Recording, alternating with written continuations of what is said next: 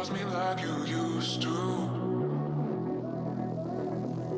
Some days I'm not myself.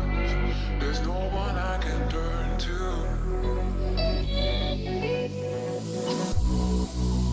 All the feelings that we shared are in the past. Your relationships are never meant to last.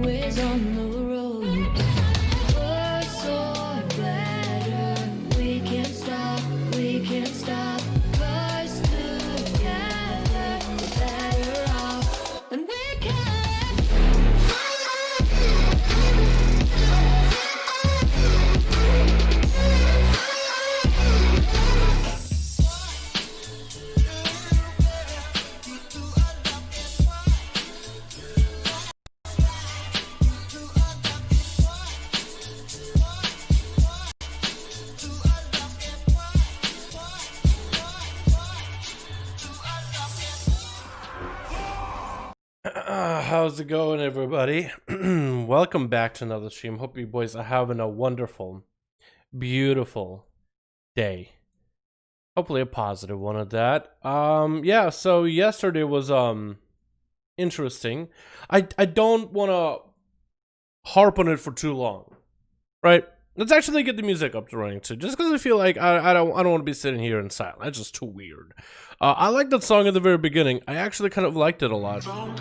Surprisingly, I like it a lot. I don't know why. Is it actually clean with YouTube? YouTube didn't react. Sounds so good. I like the style. How you boys all doing? Welcome back to another beautiful, wonderful stream. Yeah, there's a good chance you guys heard what happened yesterday. Whether on Twitter, whether by watching Asmongold, whether by checking out Discord, whether by seeing the post. Yeah. That happened. There needs to be more positivity. At least in this community, I think. I mean, this community is generally pretty positive, but it's just like, spread that positivity past this community, you know what I mean? Some people are gonna need it. I think it's good. Let's not try to bring too many people down. Let's just keep things positive. May he rest, dude. Honestly, may he rest on a fucking softest goddamn cloud. I swear to God, we better get a goddamn PvP vendor. A Wreckful's fucking rogue or something. Wouldn't that be the best? Wouldn't that be the best send-off? We meet him in Shadowlands, which is like the World of Warcraft's afterlife. And he's the guy that gives you your best fucking pieces of loot. Wouldn't that be the fucking best? I mean, he technically already has an NPC in Borealis. No, in Chiragard, there's like a dock, and there's an NPC named after him, but that was there since ever. But I think we should do another one. Also, people have suggested a Wreckful Gladiator. I'll be okay with that too. Do one season, call it Wreckful Gladiator. Maybe give it like where you have like an elite set of gear that looks different instead of just a recolor. Tell Lady on Ben's account. Want to play? We'll see, man. There's not a lot that can be done now, right? I think. Look, nobody expected that yesterday, right? No one expected it.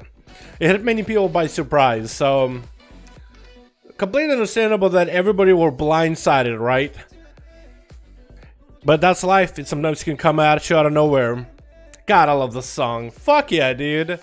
I actually like the song. So, boys, I do want to enjoy the duels. I want to have some fun, everybody, alright? That's what the purpose of today's stream is to have fun. I've never been that good with my words, so I think I said everything that I can eloquently say. Yeah, in Bastion, that would be perfect, dude. That'd be perfect. Make him like a. I would be cool if they took his original rogue and like made him as a ghost spirit. You know what I mean? I think it'd be cool. Yeah, guy. I know. It's just not. I guess it's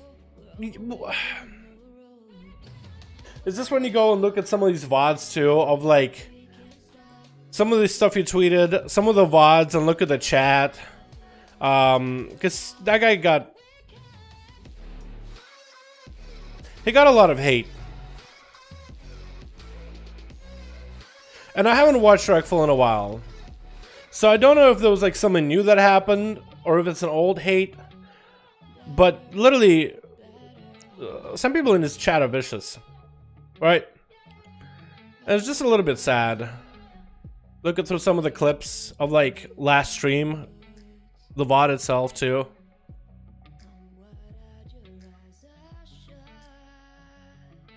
It's tragic. PvP, man. Words or not, you're going to make it proud of make it 5V5 1s. Boys, I would like for you guys to make him proud as well. It's a group effort here, man. Let's have some fun, everybody, right? Let's have some motherfucking fun. Play some 5v5 1v1 duels. The regular shit that we do here on the live stream. Logging on over on the EU as we speak, boys. Let me make sure that Warcraft is getting captured properly. Beautiful. Alright, boys, ready? I got a cold one to pop too, man. We're gonna have some fun today. How does that sound? Have some good old-fashioned duels and enjoy ourselves. Is today 4th? Oh, tomorrow's 4th. Happy 4th of July, everybody. Tomorrow's 4th. I know in some places they're saying that, oh no, you know, we can't go outside, 4th is cancelled. I know, you know, the Rona is still a thing, but man, I feel like it's an American way to just be able to, you know, just fire a little firework and just go back inside or something, you know what I mean? Fuck the law. Alright, boys, play versus back. You want to go against Botch? I guess we can go, Kragar, and then we can go Alec. Oh, Alex is 4 out of 5. Okay, I guess we can do that. We can do that. Bat, we can get Baczynski versus Jesus, and Kragar versus Alex again, yeah? Let's do that. Let's do that. Normally I would throw Kragar against Baczynski, but Baczynski and Jesus will go against one another. So let's get them. GSSS, 3 S's. Here we go. Did it work? You have no target. Is somebody offline? Invite spectator match. BACH and JESSSUSSS. Yeah, one of you guys offline. Lord, hey yo, not full group yet though. Alright man, sounds good. I'll get you on a standby. How does that sound? I'll get you on standby. We got 4 out of 5 with Alex, Low Lord not ready. Jesus and Bachinsky. One of you guys offline. I guess I could check real quick, right? I guess I could check. I think it's Jesus. I don't see Jesus. Looking for Jesus. Y'all motherfuckers need Jesus. Where's Jesus at, dude? Where you at? You gotta be online in order to duel, my dude. Let me get Audacity up and running too. So I'm forgetting that one as well. Where you at? We got Julia. Yo, we gotta get online, man. Let's get we'll get Krager. I'm not gonna waste time. We get Krager and Jesus, we can get you versus Bachinsky at some point. How does that sound? We'll get you in when you're ready. Batch and Kragar 5. Here we go, boys. He's offline, I think. Just go with Krager. Yeah. I will. Blaze Edge, first arena of the day, boys. Yo, can I add this song into my mix? Can I add this song into the 5V5 1v1 Duels mix? I like it a lot, dude. Can I just throw it in? And let's get the Duels mix up and running here. We'll randomize. I don't want to play the song too much and just use the radio strategy of making everybody hate that one song by playing it fucking over and over and over. Alrighty, boys. We got ourselves a duel set up. Switch. What do we got today? We got ourselves Team Red with Bachinsky, an Assassination Gladiator Rogue. Will we see some subtlety out of you, man? Something different than the good old bleed build. We got ourselves Kate, already ready to go. What is that burp? Already ready to go, I think, bursting? As a feral druid, we got ourselves, what's this name? Daphne? Is it Daphne? We got Daphne as a Shadow Priest. We got ourselves Janezar as a Demon Hunter, ready to go. And Mystical. We got Mystic here as a warrior as well. What's the team blue? We got ourselves Vital. We got ourselves Bladina. What the fuck does that even mean? Uh-oh. I'm afraid, dude. I'm afraid if it's a word I don't know, I'm like, oh god, what if it's like a slang? And I don't even know. We got Vlad. We're calling Vlad. You know what I mean? I feel like just it fits being a Death Knight.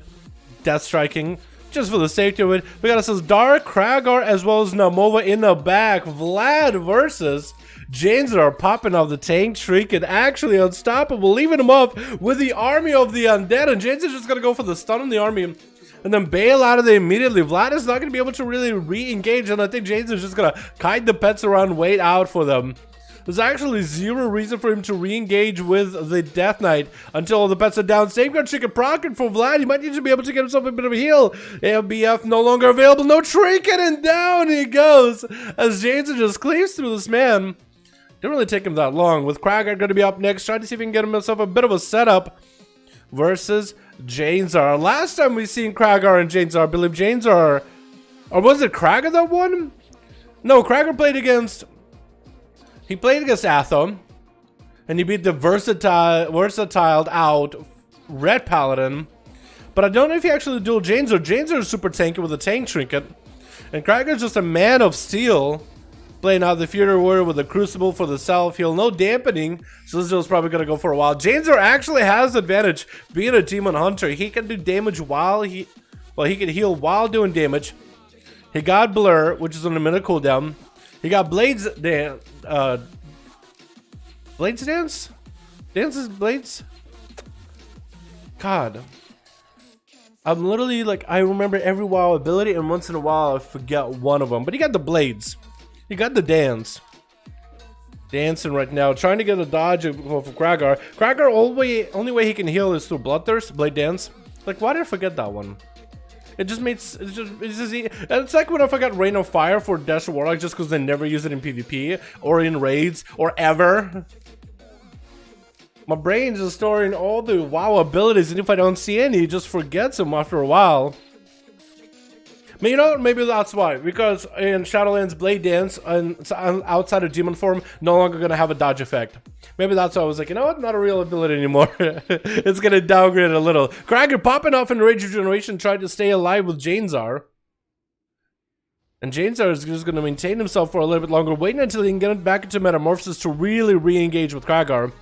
IBM back up. It's going to be a lot of self-heals, and looks like Cracker is looking to maybe stop and prevent Jade from being able to get too much self-healing. Janes are also playing Crucible of Flames, so he's going to be able to land quite a good amount of self-heals, especially with that leech.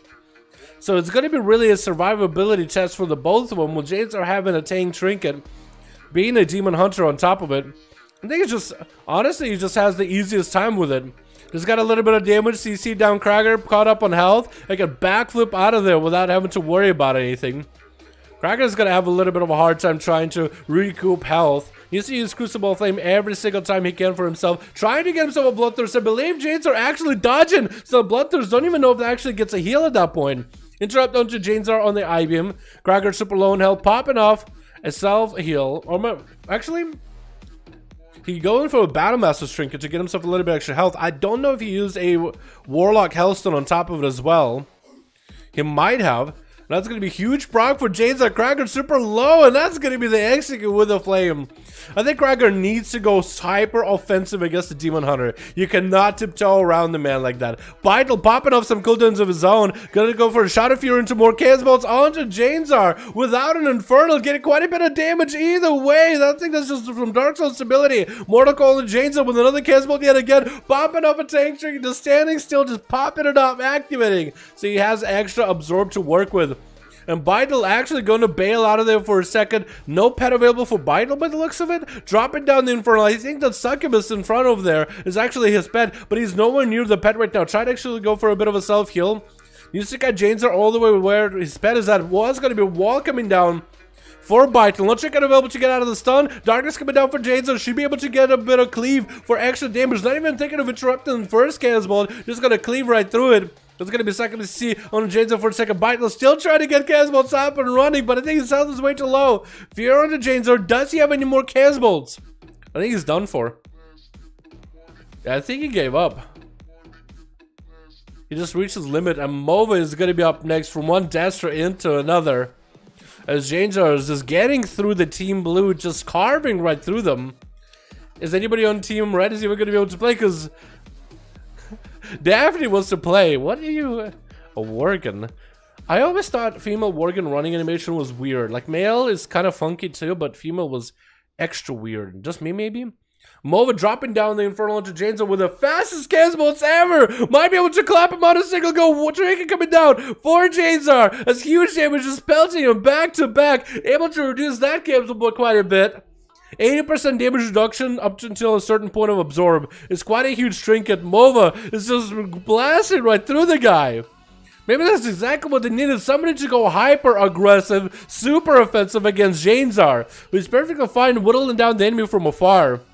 And Moba, I think, might be dropping a lot of versatility for a mad amounts of haste just to get the spells out. I've been seeing a lot more casters going for mad amounts of haste. Thinking of going for a breach, actually going to go for a breach post the Mortal Coil in order to get himself a little bit extra defensiveness. Has so much haste corruption, decided to go for a defensive Trinket. And Jade's caught up on quite a bit of health, killing the Succubus off. Moba's going to have a harder time seeing the Demon Hunter. Is going to get a wall up and running, resummoning Succubus. Although every cast they do is actually going to have Aya Lethros ticking down into Moba, which is quite a bit of percentage damage there. Popping a Warlock Hellstone, trying to see if he can get away from Jason. Needs to go for Succubus. You see, does the Succubus reach? It did not reach. It was line-of-sighted. Trying to resummon the Succubus. I'm not really sure why. Maybe he was thinking his Succubus weren't working. Wall coming down, or Tank Trinket coming down for Janezar. I guess you can call it his wall. Stun from afar, still no Succubus CC, but Janezar is the art on field for a second. Mortal Coil coming in for a moment, just to guide Janezar a little bit far out, waiting for the fear DRs. And there it is. The Succubus CC finally connects with a Destra Warlock double Cannonball, and Janezar does shadow build the both of them. Hit him with a conflag midway through. Janezar didn't even take a single one of those Cannonballs to the face. Just dodged them completely. Aya Leather was back in Moba. Can't even use conflags to really CC down Janezar. Son of the Fear, not letting Moba play the game at all. Another stun to follow right afterwards. Fear finally connecting. Moba, though, super low on health, might just go down. That's going to be a Glaive toss taking him out. And Dark is going to be up next and Lelp last on Team Blue. Versus Jada, who's just going and shredding right through everybody. He's going for like a very tanky build, but he doesn't lose any damage whatsoever. Pretty sure it's all gushing wounds at that point. So he goes for a tank trinket, lots of self-heal, big gushing wounds, and just kind of lets the gushings rot people down from a distance. Or every time he has a combo rolling. Dark trying to go for a Fist of Fury, trinketing out of a stun from Janezar. As Jade is just waiting, I think, for his tank trinket to come back up. Dropping down in health quite a bit. It's going to be Darkness, but it's going to get Ring of Boopity Bopped out of there.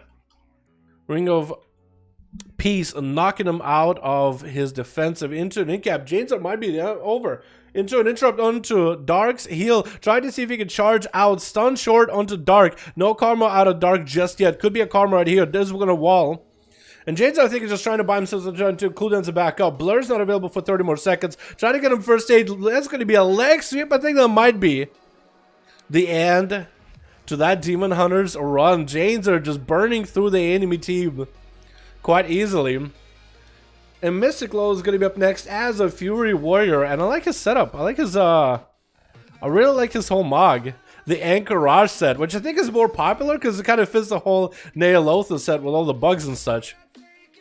But Dark is going to try to see if he can bail away from the Fury Warrior. Leaping on top of him, disarm onto the Warrior. But at least the Warrior's not letting Dark get any kind of self-heals. It keeps putting pressure on the guy. Dropping 50-ish% health. The Warrior goes for a fear onto Dark. Forces out a Karma out of the Monk. And out of this, there's not a lot of defenses really left. I don't really know what what Daphne is doing hanging out in the middle. I think he's just trying to get a better angle as he realizes he's probably not going to be able to play the game at all. As Dark dropping down in health quite quickly. Daphne tried to reposition. They just wanted to see a good angle of the fight, but the Dark can popping himself over. Leg sweep onto Mystic. Execute out of that trinket. And down goes Mystic. Actually, no. Down goes Dark. Mystic Low taking him out. James with 4-0. 8 million damage. I gotta see what his top damage was, because he did a lot of damage. Through all those Dastard Warlocks and everything, he did a lot of damage.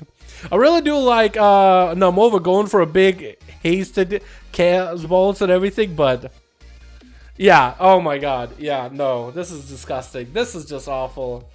Yeah, so he can basically just go for the tankiest setup. Just go Gushing Wounds everywhere. So I'm gonna guess he's all versatility and gear. Gushing Wound head to toe.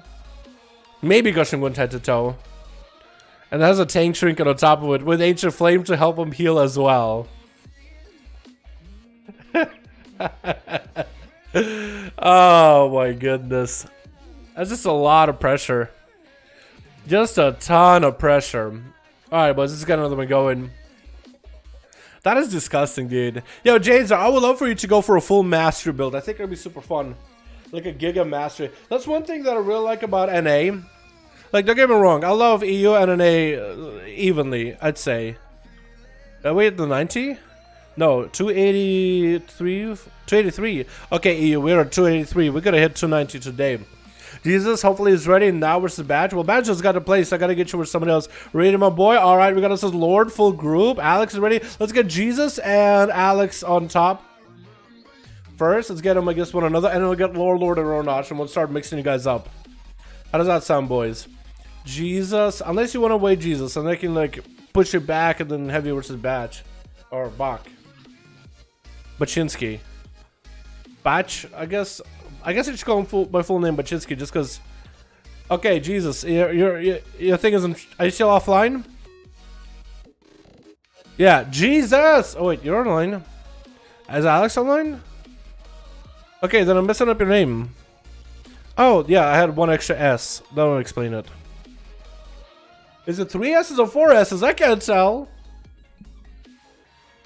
They're just blurring together. Looking for horror group. Yeah, if you guys want to promote, if you guys have a group ready and you're looking for more people, let them know in chat, EU, if you got an alliance group, a horde group, what the name is, how many you need. Feel free to cross promote your own groups in the chat, okay? Feel free to do that. Just so we can get more people in on these. You know what I mean? What's up, Chris? How you doing, my man? Ultimate are the one child that makes the meta healing OP. Yeah, but in Shadowlands, they're going to make you choose between healing or Netherwalk and other stuff. I'm pretty sure everybody's going to go for heals, but it's going to be way less heals. Because right now, that heal talent, it is used together with the baseline Demon Hunter Metamorphosis heal. But in Shadowlands, they won't have any passive Metamorphosis healing. So It'll be less tanky, less dodges with base blade dances, less time in the in demon form too, because demonic is just not gonna be nearly as good, I think. Switch. What do we got today? We got ourselves Christina going to be on first. Auntie Blue on the back. We got ourselves Mum. We got ourselves Mum. We got ourselves Racina. We got Fruity Dad and Brevial. Annie. Let's go with Annie. We got Agrisa on team red with Bezzy. We got ourselves Illidan, we got Lardis, and we got ourselves Yasha. Oh my god, some of these Russian names is gonna skull bash. I think Yasha might be out of the game pretty early. Bash to follow. Does he bubbling? He has bubble available, shield of vengeance available, does get himself a shield of vengeance up and running ahead of time. Bop and bubble and available if ever needed. Christina's just trying to wait it out. Don't get skull bashed like he did last time. Dog Christina's actually melting right now. Huge damage. Swiftman coming in clutch for Christina to escape death right then and there. That was actually a clutch Swiftman just now. That was much needed. It's gonna get a reopener onto Yasha, who I don't even know how he survived that big opener by Christina. Christina, if you just had a little bit extra damage, you would have been fine. And even now, Christina is starting to fall into the bad crowd, man. Playing tank trinkets. Dude, they gotta nerf that Azeroth trinket. I mean, maybe with all these dresser gas and claws, that's how strong they are. Maybe we do need a tank trinket, but I think it's just like a DPS using tank trinket. It's cheesy, man. It's cheesy. But maybe that's just the Shadowlands. That's just Battle for Azeroth. You're gonna have some cheesy damage. You gotta fight cheese with cheese. Bomb coming up for Yasha. I don't know if that's a good idea. He almost got hit with Reaping Flames for all of his health. Oh my goodness. If Christina had thorns, I'm pretty sure Yasha would have still stayed there auto attacking him. No skull bash on that one. Just going to be a reopener for Christina. Get the bleeds up and running. Has a bit of time without 4 barrels to get the damage up and running. Hodge onto Christina. Does Yasha get the damage needed? Paladin Yasha, does he get the damage needed? Actually has a shield advantage to prolong the fight. Is going to be able to buy himself time until bubble. Christina is on a back foot right now. Needs to get as much self-healing as humanly possible. It looks like they are going to be able to get away from Yasha. Does catch a re-stealth immediately. And he's ready for that bubble as soon as needed. 20 seconds left on that trinket. It looks like actually was super DR'd on that stun. Dress to follow as Yasha popping in with wings. It's going to be flash of light, not getting interrupted. Bubble coming up for Yasha. His wings are up. 100 Christina. Does he have enough damage? Christina taking a huge setup right now. But it looks like the damage is just not there. Yasha can't find the numbers. Thorns are up. Christina just needs a one good skull bash. And then Yasha will be out of the fight, trying to get himself a little bit of mobility while dropping down Hand of Hindrance onto Christina. Quite low himself, Reaping Flames, wings are up and running. Yasha needs a heal right now. Christina does end up slaying him. Did enough damage, had the bleeds pressure, and is just looking for a reset as Latterus gonna be up next as a Retribution Paladin, looking pretty corrupted. If only he could get a red version of that Ashbringer. Is there a red version of that thing? I see the green version of Corrupted Ashbringer, but is there a red version? The thing that would fit is Death Knight Mog. Stunner to Christina going to be immediate Trinket out of the Feral. And that's going to be immediately Wings coming in for Lada. But he's taking a bit of damage from Christina in his own. He might want to have to pop defenses. It's going to be a bubble as Christina trades Thorns and a tank Trinket. It looks like they're going to be able to get away scot-free. Lada popped in full 2-minute wings, or actually 1.5-minute wings. Because if you're a Paladin, you honestly should be playing the 1.5-minute wings with... What is it? The Vision of Perfection, even as a passive, strive for perfection. It is way too good not to be. Shield event is up for Lada. Does not really have wings unless he wants to combine the middle and wings together with a shield. Not even going to be able to get it to pop next to Casita. It looks like the Pharaoh is going to have a much easier time against this Paladin than Yasha, as Lada is just taking so much damage. Latterus. He's just melting. And what is it? The Master Bleach for Christina? Did you have a wall available before? Either way, that's some huge damage onto Latterus. Christina get hit with a Hodge. Dustbury thorns it, which is perfect. Latterus still continuing to get himself resources. Is going to go for a flashlight in between. Blind onto Christina. Does give him enough opportunity to get a bit of a reset. And he can actually use that blind, except Christina got cooldowns. Blind, force a trinket. Maybe get a stun right after. And get a lot of pressure. Latterus, though, activating his Blessing of Protection maybe a little bit early here. After this, he's not going to have anything available for a while. Christina popping off the tank trinket. That's only a minute long cooldown. Latterus has a minute before Shield of Vengeance is back up. Can he survive until then? If Christina interrupts him on any one of his casts, That'll be bad for him. That's going to be Bleed's going to set up for Crusader. Big bite into Latterus. Doesn't go for a dress just yet. Has a big burst available. There goes the dress. Reaping Flames to Crusader. Should have a reset for the Reaping Flames. So I think you might be able to get Illidanid with a bursted free Reaping Flames. And it should be, I think basically should be able to get it back immediately. Stun to Christina is Illidanid. It's going to be up next. Big dress and Christina actually, oh my goodness. What was that burst? Was that blood of the enemy? What did I miss? What did I miss? Oh my. He just one-shotted the man. I mean, Christina had wall, Trinket. I guess he didn't feel like he was in a bad spot, but then the dress just came in. And just did all that work. Who's up next for Team Blue? I think that none of them expected for Christina to be one-shot like this. So I don't think they even really had a... They probably were like, you know what, he's probably going to be a big old 1v5. Don't even worry about it. Didn't even figure out the order in which they were going to go in. Furidan is going to be up next, though. I guess he won the role.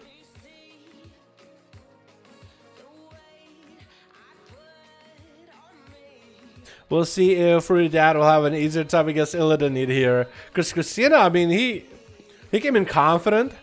Latterus, Yasha, both of the Paladin slain. Illidanid just got an opener. Christina wasn't even able to catch it on the big Reaping Flames on him. It looks like Illidanid's actually just waiting. Maybe this is the playstyle he's got going on. Maybe he's playing the big Master build with big Chaos Strikes or big Annihilates. That's going to be a poly by Furidan into a G-Pie, probably a Ring of Frost right after this. He lands the Ring of Frost, actually given an opportunity for Illidanid to get a blur before this. Darkness coming down. Darkness does not absorb it though. The Darkness didn't even absorb the G-Pie, so that's super unfortunate. Illidanid's going to take quite a bit of this damage off bad. Blinks are available for Furidan. Does have normal blinks, no shimmers. Into a Brass onto Illidan with a Nova. Trying to Shadow Meld. Not going to happen. Fire Blast coming out, and Illidan's super low in health. Going for big damage onto Fruity. Not even with big blood of the enemy. That is going to be an intro for him. Illidan going up in the air. Just trying to get some casts up, but it's going to be a frozen, an ice block for Furidan while he's waiting this out. Has a breath available. Does he have enough damage to go after? Trinket out of the breath of fire. Interrupt onto the... Yo, I don't even understand what Illidan is playing. What is his build? It has to be full master or something. It's a big one-punch build. I mean, he got the biggest setup. Big dress, Reaping Flames, Annihilate. It looks like Beza just does go for it. You know what he just did? Bez just went for a greater fade to dodge a Polymorph out of Fruity into a Silencer right after. Fruity's actually under a lot of pressure. I think this Priest might have him. Fruity doesn't really have a lot left. No Cotter is available. No Trinket. No Ice Block. Has himself a Temporal, which Beza can remove if he wants to. That's going to be G-Pie into the Shadow Priest. Goes for a Fear onto Fruity. Does have the undead ratio to get out of it. I might be able to maybe get away from Beza, but at least he's slowed down by his own corruptions. Double X to get available for Bezi. And I don't think Fruity Dad really has a lot left unless he got shields up and running. If maybe he can steal shields from Bezi, he might be able to at least have something to help him live. That's going to be Disperse for Bezi right now. Fruity Dad trying to heal himself as best as possible. Does have a safeguard trick and procket for him. At the right time, stun onto Fruity. Blanket out of that stun. Breath onto Beza. Trying to Ring of Frost him. Not going to be able to happen. And I think Fruity is down for the count with the last Void Ball. But Beza took quite a bit of damage. He took a bit of a burn there. Fighting the man. I like how Fruity playing the normal Blink, by the way. He's prepping. He's prepared to maybe drop it in Shadowlands. And it's actually looking out pretty well for him. And Eviel is kind of waited out for a second to, I guess, line up and land the big meta. Should be a huge I-beam, big Chaos Strikes. And Bezi has nothing left for this one. I was thinking for a second, why is Eviel, like, he's waiting. He was waiting there for a second, getting blasted by Siphon. But maybe we're just lining it up. And Grisa is going to be up next versus another Demon Hunter, Annie. Annie versus Angrisa. Am I getting a message on Peanut? Pardon me, Ally Team Dad. Yo, Del Potato, we're doing some tomorrow, my man. Yo, I just got a message from Del Potato, the one, the only. Is he back? Is the boy back? I'm glad one is coming back. I guess we're going to see him in the NA Duels tomorrow, but that's tomorrow. I'll message him in a second. There's going to be a stun onto Annie. Taking a bit of a beating from Angrisa. Trying to see if he might be able to get himself an I-beam rolling and trying to catch up. But I guess it's slowed down by his own corruption. That Grisa might take all the damage. Actually being a Night Elf has a massive advantage over Annie being a Blood Elf. The Shadow Meld against the Rainfall above versus Annie does have the Belf racial in order to be able to dispel enemies, which can be useful against certain classes. And Grisa catching the end of the stun to Annie. He's actually just getting stun locked back to back the combos. And Annie dropping down quite low, still staying aggressive, still staying offensive. Needs to get the I-beam and leech some health back from Annie and Grisa. But it's going to be going down right after. Couldn't quite get a lot of pressure rolling. And Grisa just was able to outrun him, stun lock him, burst him down, and keep him at bay. Mom is actually going to take a little bit of the keep it at bay strategy, drop it down Cypher to slow and Grisa down, has Shadow Fiend with a stun onto and Grisa trying to drop as much damage on him as possible. And Grisa is quite low on health actually. If they get close enough to the execute range, they might be in a good spot. Silence onto and Grisa. I don't really know if you're able to stop a lot of the damage from Grisa by Silence and Demon Hunter. Like maybe I-beam might not be able to use. That was a shortest greatest fade for Mom. Goes in for a War Stomp, trying to go for a bit of a disperse, and Grisa at only 36% dampening. Can actually get a bit of healing from Mom.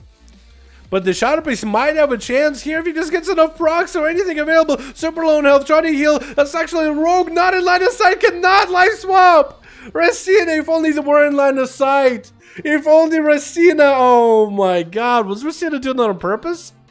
Without hiding just so they could have a chance? So Mom didn't take out on Grisa? And Racina popping off full Vendetta into and Grisa, loaded him up with dots immediately. And Grisa trying to deny the Rogue resell, but it's not really trying to fight him. He's gonna go for a Blade Dance flying up in the air. He wants to keep the Rogue out of stealth, but he doesn't really want to fight him. And that's quite a lot of Fell Lances from below. That was BM, dude. Racina hiding behind the pillar. Mom trying to see if he can find him. Just use that quick life swap to stay alive and continue the duel. And you wouldn't even let him. Or maybe he just wasn't aware. But it looked like he was hiding way behind the corner. He was waiting. He was trying to light aside the guy, it looked like. Hard to tell. But Racina just used a lot of the cooldowns. Snowbird Vendetta still can get a good CC chain onto Grisa, let the dodge do work. Especially if he plays Reaping Flames, he might be in a good spot. Trying to get himself a Reaping Flames onto Grisa. Good bit Twisted Appendage doing a little bit of damage. But Grisa looks like they're going to have a Safeguard Trinket. Is able to recover, get big slappers back into Racina. Darkness coming down. Racina should peel away from the darkness. Walk the Demon Hunter out of darkness, but he's fighting him on his own turf. And it gives the opportunity for the Demon Hunter to take him out. And Grisa taking 3 kills with him. Could have been 1 for Mom. Could have been 1 for Mom. Yeah, Mom, next time you're in a group, tell them, be like, yo, can you guys be like out in the open so I can like live swap you easily? Don't hide away from me. That'd be great. Alright, well, let's get another good one, yeah? Let's get another duel up and running. What did Del Potato say? Kappa. Tomorrow. I can do it tomorrow. I don't know if he was watching the stream or not. So better message him just in case. Ornash? Okay, we can get Ornash. Ornash and Lord in here. Alright, we got him, boys. We got him. Blackrock Hold, that's my favorite arena, man. Need 2 more Horde. For which group? What's the name of the group, King? I'd hopefully it's on EU, right? Mom would be so proud, dude. Mom would be so proud. I totally didn't forget it was EU. yeah, dude. For some reason, everybody. Why does everybody think that Friday is an NA day? I should do Friday NA day just to see if I get more people joining or something. Maybe we'll do a switcheroo like that once. Mo would be proud. Exactly. Switch. What do we got? We got us a Team Blue with Atham, man, and a Monspur. 2 Paladins, Monspur popping off every cooldown. I guess he's going to be going last. Unless he's messing around and accidentally did. We got Illitras here. Is it Illidanus? Yo, Illy. There's 2 guys named Illy in these groups. Interesting. You got your Washim as an Assassination Rogue and Obliv, the Arcane Mage. Oh, hard to tell. It's a Stag, and I want to say. You're a Night Elf? Wait, Obliv, weren't you a Draenei the other day? I'm gonna guess you maybe Fire. It's hard to tell. We got ourselves M6, Jug. We got ourselves Junip, Ornash, And we got it says LOL gonna be going up first for Illy. Actually dumpstering Illy right now. Where did all the health go? Why are you trying to? Oh my god, you never have an anime fight with a demon hunter who has more health than you do. You never fly up and have an anime fight with a demon hunter who has more health than you. Unless Illy wasn't watching what LOL was doing at all and everything happened like a flash before his eyes, just like it did to me. But yeah, damn. Maybe he was, again, maybe he just wasn't watching what LOL was doing. LOL kind of flew up in the air. That is going to be a Fire Mage, I believe. Trying to get a Nova into LOL. I see Trinket's out of the poly. It's going to be a Greater Pyro. It's like, you're going to take my Greater Pyro and you're going to like it. Mally onto LOL does go for a Shadow Meld. So he actually dodges that, not the Maledict, but the Greater Pyro. I believe he still has got damage though, so LOL's actually taking quite a bit. It's going to be Michi coming down. LOL finally able to heal. I think he actually burned both of his Crucible Flames.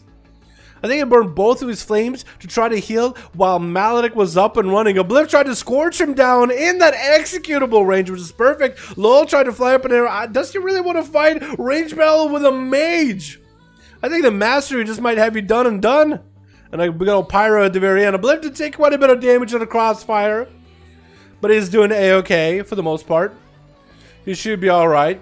Ornash is going to be up next though. It's going to be a Fire versus Fire Mage battle. That's going to be quite tough. I think it's going to be Spell Steals. Whoever gets the breath is going to have the opener. Ornash goes for a breath, trying to Spell Steal all the buffs from Obliv. He's going to get himself a Temporal up and running. That's going to be a breath for Obliv. Does get the interrupt on the Polymer. How does he even land that? The breath just didn't last long enough. I guess it broke to the damage maybe. And Obliv is going to have to go for a double heal with Flame. It's going to be quite tough. As Ornash is going to be able to, well, he has exactly the same moveset as he does. Shimmers are available, breath is available, so it's going to be a chess match between those two. Whoever gets their Cauterize out first, an Ice Block, I think for the most part loses. You can probably come back. It's kind of like rogues, like whoever vanishes or whoever blinds first. You can come back. You just got to play perfectly. But that Ring of Frost not connected. Obliv is able to punish Ornash for a second. Goes for a breath. Doesn't really try to stop him afterwards. Does he have the Shimmer? Both of them shimmer down. The Greater Pyro Blast is mid-air. Obliv did catch a bit of health back. Dumps up a Temporal up and running. And Ornash stole that Temporal, but Obliv still already got hit with a G-Pie. He got all that health back. Ornash now needs to recover a little bit. Try to go for food. Actually got himself one tick of food, which is huge. In the Mage versus Mage duel. Trinket available for Obliv in a few seconds. Ornash is going to go for a big Meteor. Ice Block coming out for Obliv, but that's also Combustion for Ornash. So Ornash went and played his hand with big bursts. Obliv did trade an Ice Block, which might be bad in the long run. Mally rolling onto Ornash. If Obliv has some damage right now, he could force an Ice Block out of Ornash early. That's going to be a Pyroblast just for that. Ornash trying to stay alive, waiting for the Mally to be over. That's going to Meteor on one side. Burning to the Meteor, trying to get himself a shield up and running. Does have a shield, keeping him alive for just a second. And Ornash is super low in health. Might have cauterized Procket here. Master is still burning. Cauterized Procket. Does he Ice Block or not? He Ice Blocks. And that's going to be quite a bit of dot damage for Obliv. Throwing in the flame. That's getting more procs of Azeroths. I think Ornash might be done here. And that's going to be it. Obliv played the Ice Block a little early, but he played it to his favor. Missing the breath on a Junip though, which is unfortunate. That's going to be Reflect available, and Obliv actually getting a bit of healing from the Polymorph for a second. Try to see if you can get maybe a ring of what the what? Okay, whoa, okay, Junip. Well, I mean Iwashi, I think he accidentally hit him. I don't know if he meant to. Iwashi just kind of confused. He's like, what's he happened? That's going to be big damage on Junip. No, Reflect available, goes in for a fear onto Obliv. Trying to see if he can survive the guy. Reflect available for Junip to follow. That's going to be a Nova on to Junip. Does still play the tank Trinket. I don't really know if he wants to play that in PvP anymore. Because that, especially those other PvP Trinkets, they're just so much weaker now. Junip does still get himself a bit of healing either way. The Trinket not really helping. I mean, probably helping him a little bit, right?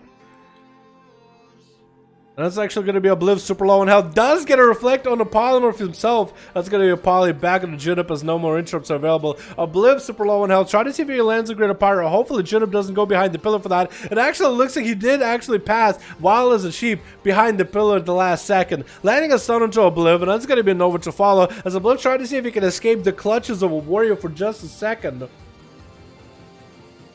And again, still gonna be that, oh, Reflect available for Junip. That's gonna be a Maledict Reflect, and I think in a full, no, not in full capacity, just for that one tick. Back into Obliv, trapping Junip in a block of ice, leaping out of there, not even bothered by it. That's gonna be the Cauterize coming out for Obliv, trying to get him some shields to deal with that Cauterize, trying to maintain as much of his own health as possible.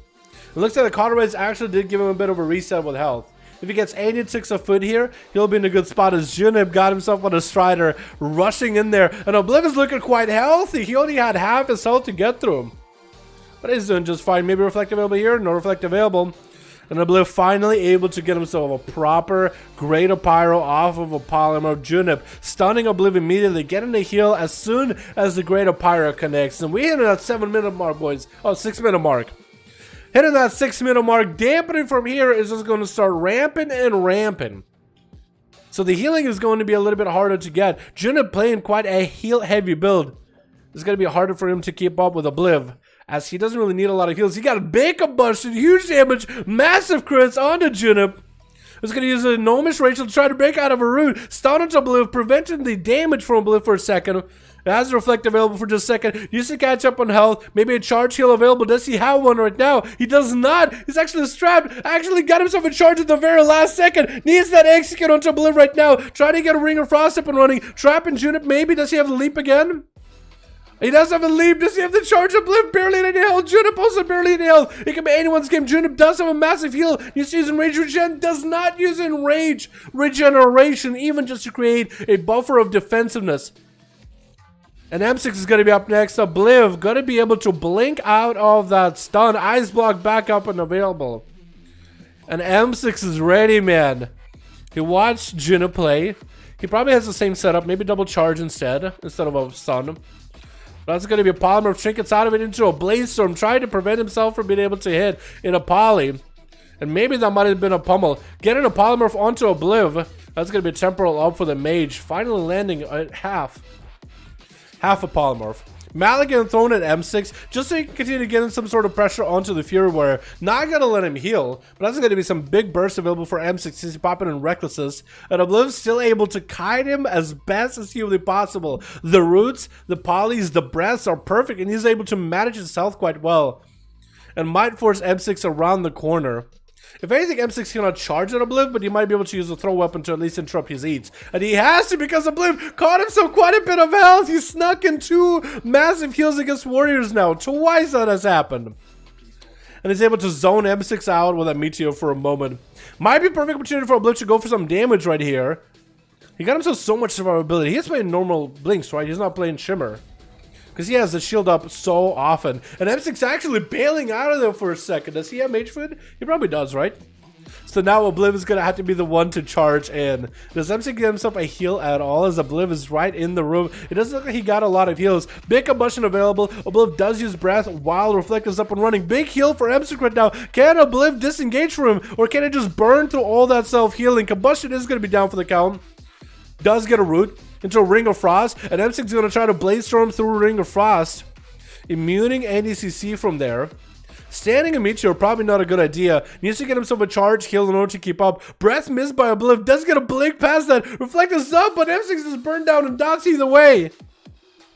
Oh my goodness, hold on, boys.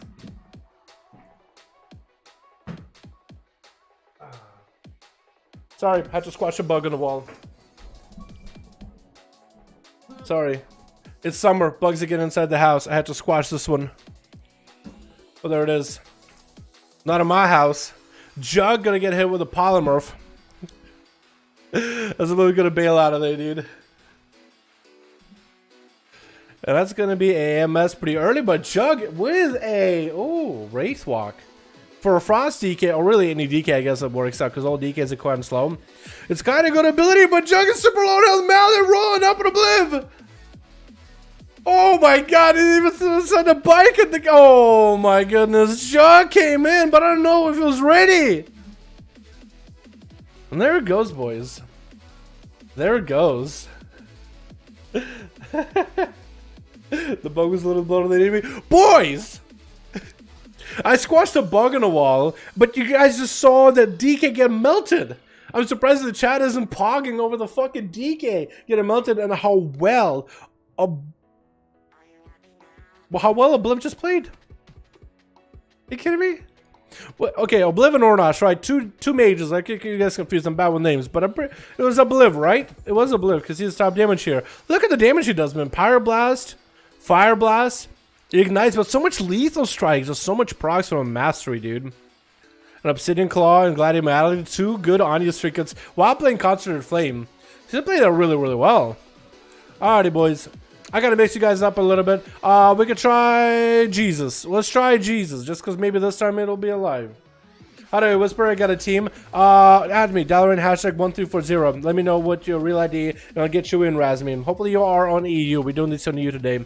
NA tomorrow. Let me see if Jesus. Wait, did Jesus get to play?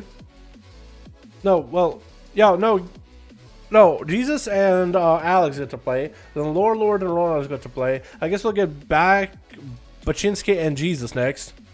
We got Krago versus maybe Lord or Ornash. So then Alex can play against the other, so we can mix you guys up a bit. How does that sound?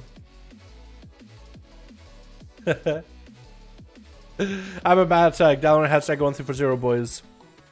Hashtag 1340. Alright,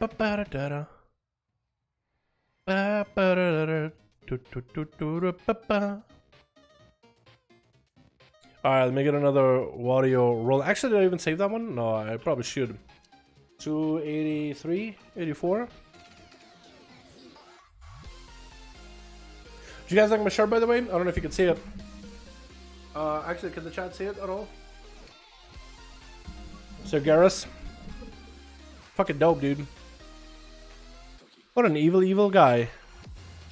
Pretty sure this was taken where he was fighting, what is that? Ragnar the Red.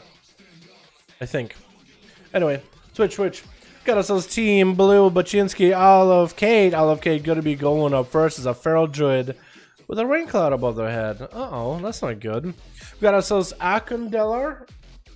Whoa, he looks like Alcazar. Is that Alcazar? He looks so much like Alcazar. We got Daphne. Hopefully Daphne will actually get to play. And Janes are in the back. Where's the Team Red with Bessie? We got us as Illidan. He's gonna be going to first. Crouched around. Looking for a sneaky cat with Latterus in the back. We got ourselves Tendril. Tendaril? Oh my god. How do we... Oh god. And we got ourselves Yasha as well. You would call him Tintin? I mean... Yeah, we call him Tintin. If it was a human warrior, I would have been like, you know what, Tindaril. If it's a dwarf in a in a helmet, looks like a tin can, Tintin. Oh, okay, taking big damage out of Illidan in the opener, just like the same treatment Christina got, but just not nearly as deadly. Because normally Christina would have been done, and Olive Kate somehow survived it. Maybe it's just a sake of how much versatility each one has, and like, hey, is actually gonna go for a reset, waiting up for Illidan to drop his metamorphosis. He knows where the Pharaoh's at. Pharaoh tried to see if he can land an opener, does not get the stun onto the Demon Hunter, getting hit with a restun yet again, having to go offensive here. Is gonna pop some cooldowns. Wall now scratching his ass on the grass, just scooting around, dude. He's just scooting and tooting, you know what I mean? Catching a re-stealth, waiting for Illidan. Maybe he picks up the eyes. Does go for a blade dance. Denied the opener for the Pharaoh yet again. And let me guess, he's going to get a stun onto Kate in just a moment. Backflipping for a second, trying to get some flames rolling in there. Braces from Mechagon rolling. That's going to be the Thorns up and running. Hitting him with an I-beam. Hitting him with rage abilities into a big old Annihilate. Kate is getting CC'd left and right. Can Kate finally take control of the duel? Finally landing a bash into Illidan. Dropping down the dress and reaping flames. Might be able to make some momentum here after applying some dots on the Illidan. Dropping down darkness, so Kate knows. Time to bail. And Illidan tried to surprise him with a dress of his own. Charged in, dressed it, hoped that maybe it'll be enough damage. But I think Kate just has way too much defensiveness to this. Probably lots and lots of versatility. Loaded up on the verse up. Which for Pharaoh is not a bad idea, because the bleeds do quite a bit of work. But also a good amount of Mally would also do work too, honestly. Big Mally would be well for him as well. That's going to be imprisoned onto Kate for just a moment. As Illidan goes in for a big setup yet again. This is going to be flying up in the air. Kate, why do you want to bail out of there? And popping in the bear form with a renewal. Illidan so far has gotten such a massive advantage. I feel like there's going to be a moment where Kate will finally be able to get the opener they need. And might be able to do something to Illidan. But this Demon Hunter so far has been able to hard counter everything Kate has been trying to do. There it goes again. Never going to get a stun. The Pharaoh retreats. Try to see if we might be able to get a reset yet again, and oh, they're stunned by Illidan. It's a huge damage to the Kate. Popping in wall might be able to reverse this wall out of here. Just cannot get himself a setup at all. Kate finally going in for a setup. Maim onto Illidan, gonna be in prison immediately while Kate is super low. Trinket available if they needed. And Illidan, I think, missing his own dress is getting so excited to take down. I love Kate. Missing his abilities. Sorry, boys. Had a call building up on me for a couple seconds now, but try to hold it. And Kate trying to go and let those hots heal him over time. Get his call bash onto the eye beam, trinketing out of the stuff. Is this where maybe they want to commit? No, not committing yet. I think he got some bleeds onto Illidan. He's gonna wait those bleeds, sit there for a bit, but he's not really looking to commit right now. He's not really looking to commit big damage just yet. Illidan catching the eyes. Might be able to, again, that blade dance is stopping it. Not only makes him immune to dodge, but it just makes it so much easier to deal with. Stun onto Kate. Big tentacle slabs. Does Illidan have anything to follow? Stun right after into a massive eye beam. Gonna get interrupted. And that's gonna be Illidan flying up in the air and try to pelt Kate down. Kate just got so much defensiveness for themselves. Just so much tankiness. But it just can't break through Illidan's like aggressive stance. Just at all. I don't understand. And Illidan obviously just doesn't have enough damage, or maybe Kate has too much defensiveness to deal with this. He's gonna shut him out for a second, sees where Kate is at, trying to see if he can follow watch at him. Finally the Pharaoh lands the opener. Is this gonna be the big burst out of Kate? Is this what they were waiting for? The big jaws of life come in, try to chop down onto Illidan's head. And there goes the Demon Hunter going at it again, but the thorns are up. Illidan might have to be a little bit careful. Kate has wall back up and running, could use the wall to gain masterful instincts. Lots of damage available if they wanted to. Illidan getting yet another stun into Kate. Wall is available though. I feel like the Pharaoh is just buying this time, waiting until they can go for another setup. But they better do it quick because Illidan just got so much pressure. Save got Trinket coming down. Illidan Trinket out of the rake from Love Kate. And the Pharaoh tried to see if he might be able to get himself a bit of a reset. Demon Hunter not letting him, gonna be the shortest stun in the world. Skull Blast does connect, does not have the root to separate away from the Demon Hunter. Does he have the bash to go? Darkness coming in for Illidan at a perfect time as the main comes in. Hopefully Kate didn't come in. Too many abilities for that main though. And Illidan flying up in the air, waiting out the thorns. The Demon Hunter is quite low on health as we're hitting that 6% damp, 7 minute mark, 7% dampening. And Kate caught up quite a bit of heals. Does land the opener onto the Demon Hunter. That is going to be blur activated for him. If Illidan can go for a big setup right now, he might be able to do this. Stun into Kate, does trick it out of it. Immediate skull bash for the eye beam. He predicted, knew that eye beam was going to come up next and interrupted before it even left his eyes. Stun again into Kate as it's dropping down to half his health. And Illidan, I mean, as long as it's staying out in the open with Illidan, he's just going to take damage. Like Kate, I think, might need to change up the strategy. Might need to play it safe. You know, go for some bleeds onto Illidan, drop a root on the guy, get the hell away, and wait until the man trinkets and then bash him and then bite him. But he's going in for like the biggest burst possible, just trying to 1-0 the guy. I don't know him. And Illidan is being Demon Hunter, just so much self-healing. It's really hard to crack through that defense. That's going to be 12% dampening up right now. It's going to get harder and harder for Illidan to really get a lot of self-heals rolling. Blade Dance coming out maybe a little early. Perfect opportunity for Kate to get engaged. That's going to be a stun out of Illidan instead. Maybe huge damage out of the Demon Hunter. And it looked like Illidan tried to go for a dress, but I think he almost missed it. Or was waiting for the cooldown for just to come back. Bash available for Kate. Illidan hitting into Thorns, probably not a good idea. Barely had any health available. The bleeds are up, and actually Kate does finally take him out. It took so long for Kate to work down towards that moment. And Tintin is going to be up next. It's going to be a stun onto Tin. Love Kid trying to get himself a bit of a reset. And I think with a Pharaoh versus a Fury Warrior, it's going to be much, much easier. Stun onto Love Kate. And Tin trying to catch up on a bit of health. Dampening at 18%, so for Tin this is going to be harder. I think Kate might have enough sustainability. Still should have a Safeguard Trinket coming back up. Does have all the flames available. Reaping Flame as well as a... Actually, no, I think Kate might be playing normal flame. Crucible. Then we also have Renewal. And Tin is just taking bleed damage. I mean, this time he decided to take the bleeds approach against the Warrior. Especially when waiting against the defense of the Warrior's gotten. And Kate popping on cooldowns. Tank Trinket available for Tin. Is that going to help him, though? Does he have the damage, though? Because Fury Warriors have, I guess, a bit of sustained damage, but I think you need Dress Trinkets and other sources in order to really create a lot of pressure. Gonna be charged for 10 as Kate leaps at him. Trinkets out of the bash. I'm trying to just keep the Feral in combat as best possible. Leaping on top of Love Kate. Should slow him immediately. Stormbolt coming up. Does he have any damage? He has a bit of pressure. Popping off Recklessness while available for Kate. Denying any damage here for a moment. All those regrowths are going to be huge while Wall is up. And there goes a Safeguard Trinket. So 10 is playing double defensive Trinket. He's playing Safeguard. As well as the Tank Trinket.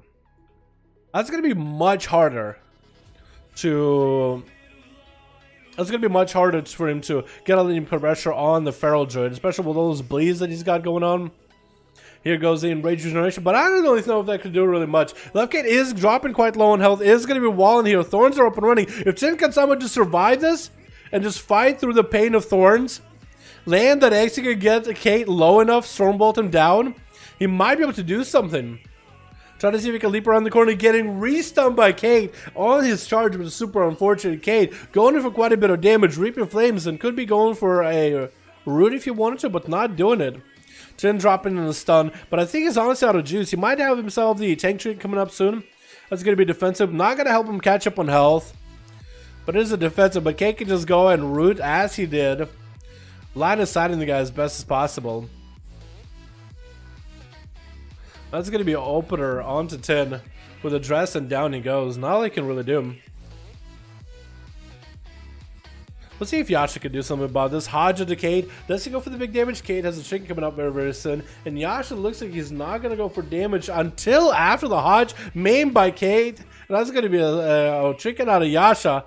Trying to NASCAR over to Kate, but somehow letting the cat catch a reset unless it was a full Shadow Meld. It looked like he kind of let him catch a reset. Because he's not playing Incarnation. Hello, Dalaran. How you doing, my man? Hope you're having a good one. Playing around, play a little Resident Sleeper. Yeah, I don't think we'll do batch groups because batch gets these guys that kind of play around pillars all day. I think we'll omit batch for the day maybe. But Chisky's a nice guy, but his group got to play already a couple times. They have Jade's our bad. It's a lot of that lame gameplay. You know what I mean? We could omit the group. I think we could omit. I want to see some big bursts. But I also want to see more fun gameplay. Because Kate, I mean, he's playing to win, right? He's playing to win. And he's doing really, really well. I just feel like there's too many of those games of Ferals do that. You know what I mean? But Kate, maybe Yasha can do something. Trying to see if he can turn it around. While available for Kate, I don't think he has... Yeah, he has the Iron Defense, the Iron Curtain. Yasha's having trouble breaking through it. Has Bubble and Bop available, but I don't think he has wings at this point. Unless maybe minute-long wings. It looks like Kate is going to utilize the mobility. It's just the pillars are massive, and they are perfect for Kate. Just go for the full line and run and hide pillar strat. You know what I mean? Just a full run and hide pillar strat. Now I logged in for the first time in 7 months and realized I have 4 120 monks. Why do you have 4 120 monks, guy? Why do you have 4 120 monks? Due to current medications, I have trouble remembering if I can share my go-to characters on other servers. No, you cannot. Only characters on the same server and same faction. But otherwise, you're good, my man. Hodge to Kate. Yasha trying to see if he might be able to get a setup. No wall of for Kate. Doing some crit damage. Trinket's out. Actually, Human Racial's out of that stun. Love Kate has the Safeguard Trinket procket. Can Yasha finish it off? Kate is going to land a Swiftman around the corner. Yasha has a bit of mobility, but just doesn't have that Feral mobility. And Kate does get away scot-free. Yet again. Added you. B-tag. I'm ready. Alright, man. I'll check you out after this, alright? I'm by RQ. Okay, got you, my man. Yeah, Affliction Warlock's looking promising, but the fact that mages haven't gotten a bad expansion is just annoying the hell out of out of Mistweaver. Mages haven't gotten a bad expansion. What about Legion? Wasn't Mages pretty, in PvP at least, wasn't Mages pretty bad? In Legion? I think I got like a bug bite or something here. Hurts. Yeah, weren't Mages pretty bad in Legion? I mean, I think only Fire Mage was decent in a 3v3 setting, but I remember in 1v1s, Mage is kind of struggling, unless you were maybe a Fire Mage. Arcane one-shot it? What? What? Did they really? Oh my god, I don't remember that. I don't remember that at all. I think Mages were, because I remember having a Mage, I remember like being frustrated and struggling with that. No matter what spec I played. Yeah, but maybe I remember it wrong. Flash of light coming out for Yasha, trying to see if he might be able to catch up on heal. No disruptor heal for Kate is hitting that 52% dampening. I'm actually surprised it's hitting 52% dampening. I think Kate might be playing the full like head-to-toe Versa build. Just super tanky. No tank trinket, but just super extra tanky. That's gonna be a hodge by Yasha, but I think he's down for the count. The dots are there, not all he can really do. And Beza tried to see if he might be able to get some damage in. Double Reaping Flame into Kate. Trying to get whatever damage he can. That was an interrupt, a Skull Bash by Kate. Didn't interrupt anything. Unfortunate. Great fan available for Beza. Trying to see if he can catch up with Kate. If he can silence him somehow.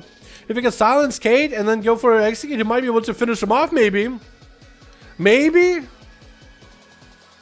Dots are up? Oh my god. Beza is the man that we need. Wasn't Beza the man that also took down Moba too? Wasn't Beza the guy that took down Moba as well? Might have been big blood of the enemy burst coming out of Baczynski. I like seeing that. I like sub-rogues with blood of the enemy, man. The damage they can do is quite nuts. Marco Alunith. I remember that ability. I don't remember it really one-shotting. Maybe at some point it was, but I swear I don't. Maybe I need to ask like a buddy of mine that plays Mage. Seavark. Probably he played a lot of Mage, right? Or next time Waltz is up, I'll ask him because he played a Gladiator level.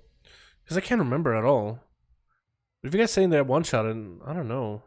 Was it Frost that sucked then? I think I played a lot of Frost back then. Maybe that's the problem. Blind into Beza, but Chiz can catch himself a Come on. Just clear. Oh my goodness. But Jessica loves playing with his food, man. He loves playing with his food. Cloak of Shadows, try to get the dots damage up and running. It's going to be maybe a Eviscerate. There it is. There it is. I don't really know if you need to play with a guy. But GG, everybody. Yay. Yeah, I'm not a huge fan of... Yeah, he should change his name to All of Pillars. He should change his name to All of Pillars. What is that, dude? Who does that? Oh, my God. Wait, what? Seek a life, so it would be Shadowfin, not Siphon. Oh, that'd be kind of interesting. Yeah, that'd be kind of cool. Alright, boys. Let's get another one going, yeah? We have Baczynski. We'll put Baczynski here. Yeah. So who do we have? I think Kragar and Ornash. We got two new guys for Lore Lord. We can get Ornash, or we can get Lore Lord against Kragar. I also gotta add one more person. It is something on letter M, right? Something on letter M. Mirror.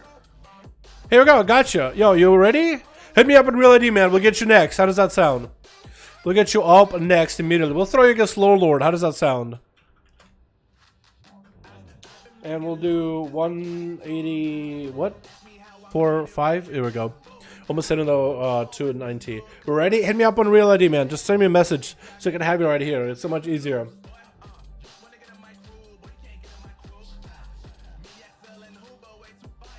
You play EU? I mean, I was planning on it, but imagine trying to get all the same essences on a rogue and get flying and all that gear and the necklace grind and all the corruptions, and it makes me want to be like, nah, please don't make me. Please don't make me. Please. Nah, I would. I do duels, but like, it's just there's too much to do to catch up to play with EU. Compared to Legion, dude. Legion had legendaries, but it was still like doable. Especially when increased rate of legendary drops. But on BFA, don't make me. Alright, let's get Mur in here. And we'll get him versus Lore Lord. Kragar, you don't mind giving up your spot for Mur for a second, right? He's a new guy. I want to see what kind of team he's got going on. Mur and Lore Lord 5. What? Okay, let me do it again. Mirror, hopefully you don't have LFG on. You have a group 5 man. Hopefully you're not listed in LFG still. And hopefully you are on Real ID. Let's try it. I don't care about the took out tournament rules. So you still can enable tournament rules. I just don't know if they do anything for you in Battle for Azeroth. I think maybe they try to standardize everyone's health a little, but it's not like they really give you like, because I remember back in the day, tournament rules would give you a certain item level, basically for like PvP, and you had access to all honor talents if let's say you didn't have some back in Legion. But for Battle for Azeroth, I think none of those, you don't need to worry about honor talents because you have all of them. And gear matters more, so I don't know how tournament rules can help bridge that gap. Maybe they do actually do something, maybe they don't. But I know in tournament realms, everybody just buys the same item of gear from a vendor, so they can be all equal to one another. Well, there's different item levels to pieces, but, you know, raid pieces or whatever. So I don't know if tournament realms actually do anything for you, because item level still matters. Like what Blizzard does with tournaments. Item level and gear still matters in a way. They don't equalize gear? Yeah, it's... I wish it would. That'd be cool, but maybe they will next expansion. Twitch. What do we have today? We have ourselves Dark Thomas. Thomas not going to be going up first. We got ourselves Deli. We got ourselves Dimple. We got ourselves Wada Kappa. Or Kappa. Unless it's Karara in Russian. And Monster, the monster, going to be up first versus Obliv, the man. We got ourselves Danger in the back. We got ourselves Yawashi Mary Atho. And Obliv is going to have to get big bursts onto Monster, burning some shield Avengers pretty quickly, leaving a nice dot onto Monster, interrupted him, no bubble available. Monster going in for a Trinket. I'm not really sure if it's a Battle Master Trinket or not. Bubble coming out from Monster with a Hodge to Obliv. Obliv Trinkets out of it. Big blood enemy from Monster. Has a lot of damage ready. Obliv got himself a big old temporal up and running Ring of Frost on a Monster. Does have a Trinket if he needs to, interrupting him on a Frost. Obliv able to get all the fire damage out if he wants to. Trying to get big scorches as it is on the X to get range. And the monster getting himself a flashlight or two, trying to fight through the Mally. I don't even know if he can really do much about this. And that's going to be a big old pyro to end the monster. I just made a video on Monster the other day, where actually today it came out, of him just dominating, eradicating people in a duel. And this man, he knows how to play, man. He's a good player. He's a good pala. But Obliv is just a hard counter mage that, oh, Mally, dude, just uses so well. He just uses so well. At least in my opinion. Delicates. Deli. The smelly is going to be up next. Landing is starting to believe it blinks it. It's going to be an interrupt onto Deli. It's going to be big combustion. No way to stop it. Oh my god, this shadow lock is so long. You might want to go for a silence on Obliv. Finally landing a silence with a siphon. Obliv is just literally dancing around the guy. Deli popping off Empiric Embrace, hoping to siphon some of the damage back as a heal off of Obliv. Needs to get some Shadowmans rolling. Obliv doesn't have an interrupt, missing the breath, which might be perfect for Deli. No setup available for Obliv just yet. Needs to maybe land a big or Ring of Frost on Deli, missing the Meteor, as both of them were just taking circles around the middle pillar, around the tombstone. Obliv trying to land a poly onto Deli, unable to. Deli recorded quite a bit of health, though. That Empiric Race was huge. Missing the breath yet again, very unfortunate. But Obliv finally lands the Greater Pyro. Does he land the ring, though? No ring available after. Is going to get a couple Pyro Blasts and Fire Blasts in there. That's going to be Reaping Flame on top of it. Greater Fate available for Deli, using it to reposition next to Obliv. Shrink gets out of that stun. That's going to be a Blink interrupt available anytime Obliv needs it. Landing it. Might have it right here. Locked out. That's a lot of mastery. Burning him. Does have a shield to deal with some of that mastery dot. That's going to be Twisted Appendage. Brocking in for Deli. Getting a silence out to Obliv. And Obliv is just not going anywhere. He's just hanging out next to the guy. He ain't moving nowhere. And Deli having to pop Disperse a little bit later. I think Disperse is a much longer CD than your Vampiric Embrace, so shouldn't you want to pop Disperse before Vampiric Embrace? Just so you can rotate CDs. Greater Pyro coming out for Obliv with a Meteor to follow. Mallet rolling onto Deli. And Deli is going to be under a lot of pressure. Does have Greater Fate in just a second. But he's breaking his own Greater Fate pretty early on. Dropping down a Siphon onto Obliv. Getting the Tentacle onto Obliv too. That's actually a lot of pressure. Obliv dealing with it as soon as he's able to. But lets Deli get away for a second. But the breath and the mastery damage proc and Azerites does take Deli out. Dark Thomas is going to be up next. I'm going to guess Assassination Rogue. Opening up with the Garrote onto Deli with the Kinnaman shot to follow. Big Dress is going to be a Blink for Obliv. Landing a Nova onto Dark Thomas. Was that a Vendetta? It is a Vendetta. Wait. Is it? It is a Vendetta. Ring of Frost trying to happen around Dark Thomas. Does he have a Shadow Step available? Obliv might have to ice block this. Thomas sitting out in the open, does get a Shadow Mill for a second. Shadow Step not available, does get himself frozen. Greater Pyrobust is going to happen unless he only is Shadow Milled. Actually, he doesn't even have a way to answer this. Might have to cloak or vanish. Obliv is going to drop a Meteor down on top of himself. Thomas does throw a bike at him. Getting a shot to get him blinked out of, and Obliv might be able to kite Dark Thomas around a little bit more. Combustion coming down. Thomas might have to go for a big Cloak of Shadows. Obliv does not have Ice Block. I think he might be down for the count. Obliv the Fearless, really living up to his name. But Thomas being Assassination Rogue with all the dots, probably a Gushing build of some sort. And the Cloak of Shadows with all those stuns. That's just a lot of rotting pressure on a mage without a single ice block. So maybe if you went up against Dark Thomas first, he might have stood a bit of a chance, but unfortunate. Mary's going to be up next as another Retribution Paladin. And there's just a lot of red paladins on the EU. Is that something special about it? I think NA plays a lot of Demon Hunters, and I think, at least in duels, I'd say there's a lot of Demon Hunters on NA. And there's quite a bit of Paladins, at least in the duels on EU. Was that like a Paladin video I made a while ago that everybody were like, because I never made a Paladin guide. I was just thinking to myself, was that like, oh, maybe it's all those times Atham and clap butt cheeks. That's why everybody came over here. He has skillful players basically, and he doesn't.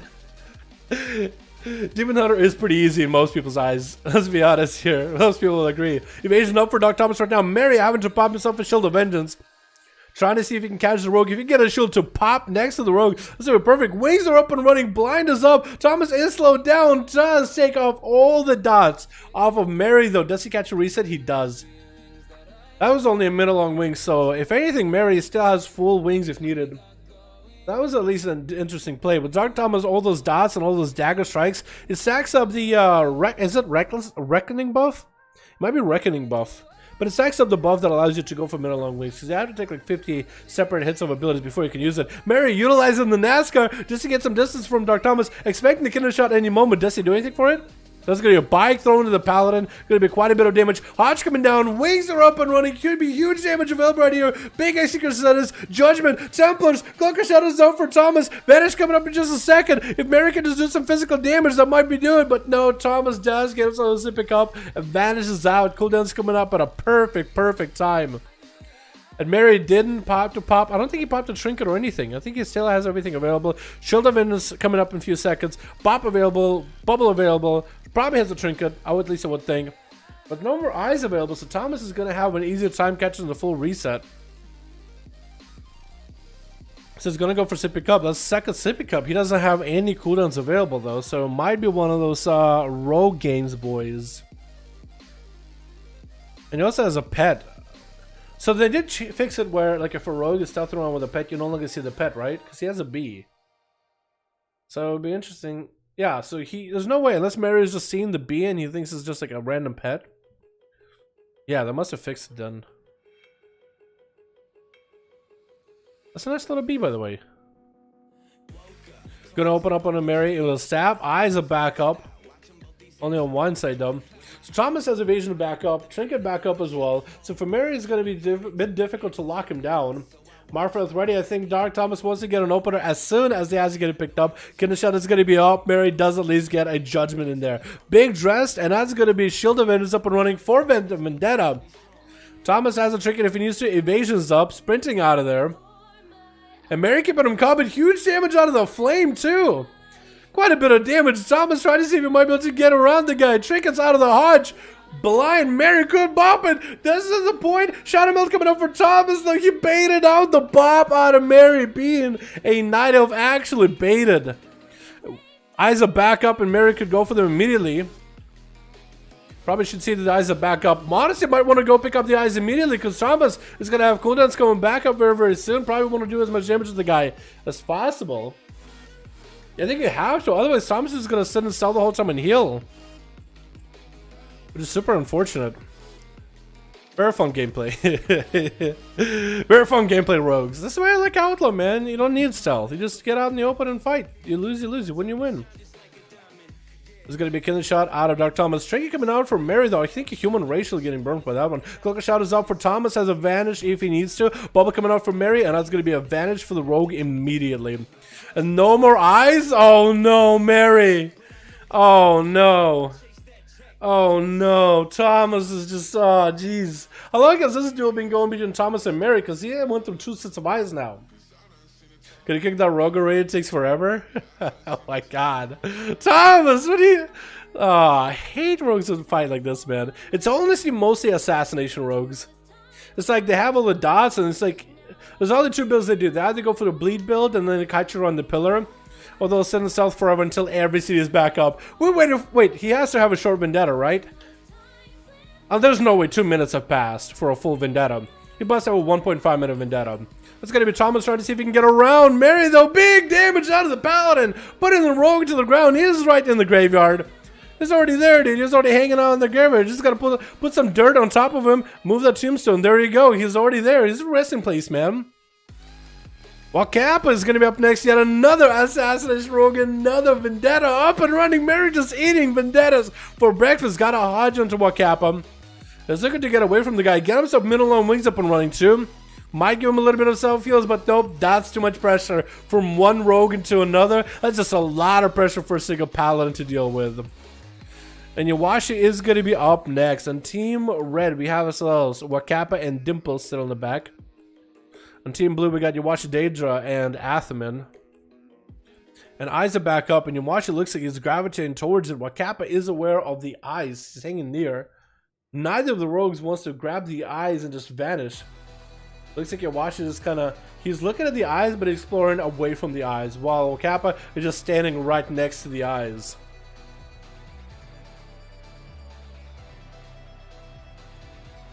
It looks like Wakappa is mostly just looking straight at the eyes, just waiting for Yawashi to pick it up. Both of the eyes are available, so now both rogues should be aware of both of the eyes' existence. Looks like Wakappa is looking up to grab him, picking up a vanish. Yawashi, if he is aware, then he knows that the rogue picked up the eyes. He must know that rogue is on his way to him. And that's going to be a sad Wakappa without a vanish, though, so no escapes. He kind of has to commit the damage or use the blind properly. Big dress into Yawashi with Reaping Flames. That's quite a lot of damage in the opener. And actually going to hit him with a big Envenom and just try to see if he can line his sight. Yawashi trying to pair up the dots evasion up for Wakappa right now. Yawashi is low on health. Blind onto Wakappa. As Yawashi is looking for a reset. Kappa does have the full trinket set up and everything. Yawashi doesn't really have a lot of health to work with. Trying to get some food from Obliv. Maybe one tick, but he might just have to get in there and pop a evasion himself. Getting a shot. Getting kidney on his own. Trinket side of it. Evasion is up. But all the dots on Yawashi are up right now. He needs to get himself a zip pick up. No! Kappa goes in for a shot of step and Venom. Taking him out. And Daedra as I was going to say Demonology Warlock for a second. It looked like he was getting Reaping... what is it? Not Reaping Flame. Rain of Fire up and running. But it's going to be a Destro Warlock up next on the Wakappa. Send in the Daedra. Or send in the Daedra. Send in the Shivara pet. Trying to shadow bolt him around the corner. Wakappa, though, the pathing for the Mortical is unfortunate. Stun getting missed. That's super unfortunate. Does trade stuns with a Felguard. As Wakappa lands a kidney shot on Daedra. Throwing a bike at the Warlock. Is that a full Vendetta on the guy? It doesn't look like it is a Vendetta, no. And Wakappa going in for Cloak of Shadows, caught himself a Shadow Meld reset. I guess being a Night Elf, having a Vantage down isn't as big of a deal, because you can just, if you can catch a full clean reset, just Shadow Meld reset out of it like you did just now. Daedra Navigator over to the other set of eyes. Needs to use the Succubus to stop Kappa if possible. As Kappa drops in a Smoke Bomb. I think it actually drops a Smoke Bomb just for Shivara as it was stuck inside a Smoke Bomb trying to Succubus seduce him. Is it going to be Succubus seduction right there? No, actually not. As a full Vendetta comes out for Kappa. Shadows up behind Daedra. Jester got soaked by Daedra alone, trying to get the Tyrant up and running. Doesn't even get the Tyrant fully up and running. So much pressure and damage. And I think Daedra panicked maybe at the very end. Kappa proven himself quite a competitor. Quite good. Not gonna lie, quite good. At least a little more aggressive than the other rogue. At least far more aggressive than the other rogue. At least making plays. I like the Smoke Bomb. He just trapped the pet in there. He tried to move the pet away, Shadow Step dress just to make sure the damage goes into the Warlock. I mean, it's all cheesy damage, but I think it's a lot more fun to watch. It's going to be a Garrod opener, kidney shot onto Atho, Reaping Flames in the opener. No dress, no bike to follow that up. He's going to be able to get a bit of damage onto Atho with a Envenom and try to get away. Atho does go for a Dispel on the poisons. But dampening is so high. 53% dampening for Atho to recover a flash of lights. It's going to be quite difficult. It's going to be quite difficult because I feel like eventually with those dots and as you're getting low on mana, you're just eventually going to be lower and lower in health every time the rogue has a go. So that was a rogue using nothing to really escape. Waiting for more CDs, getting a Garrod opener on the side with a Rupture Kidney Shot to follow right after.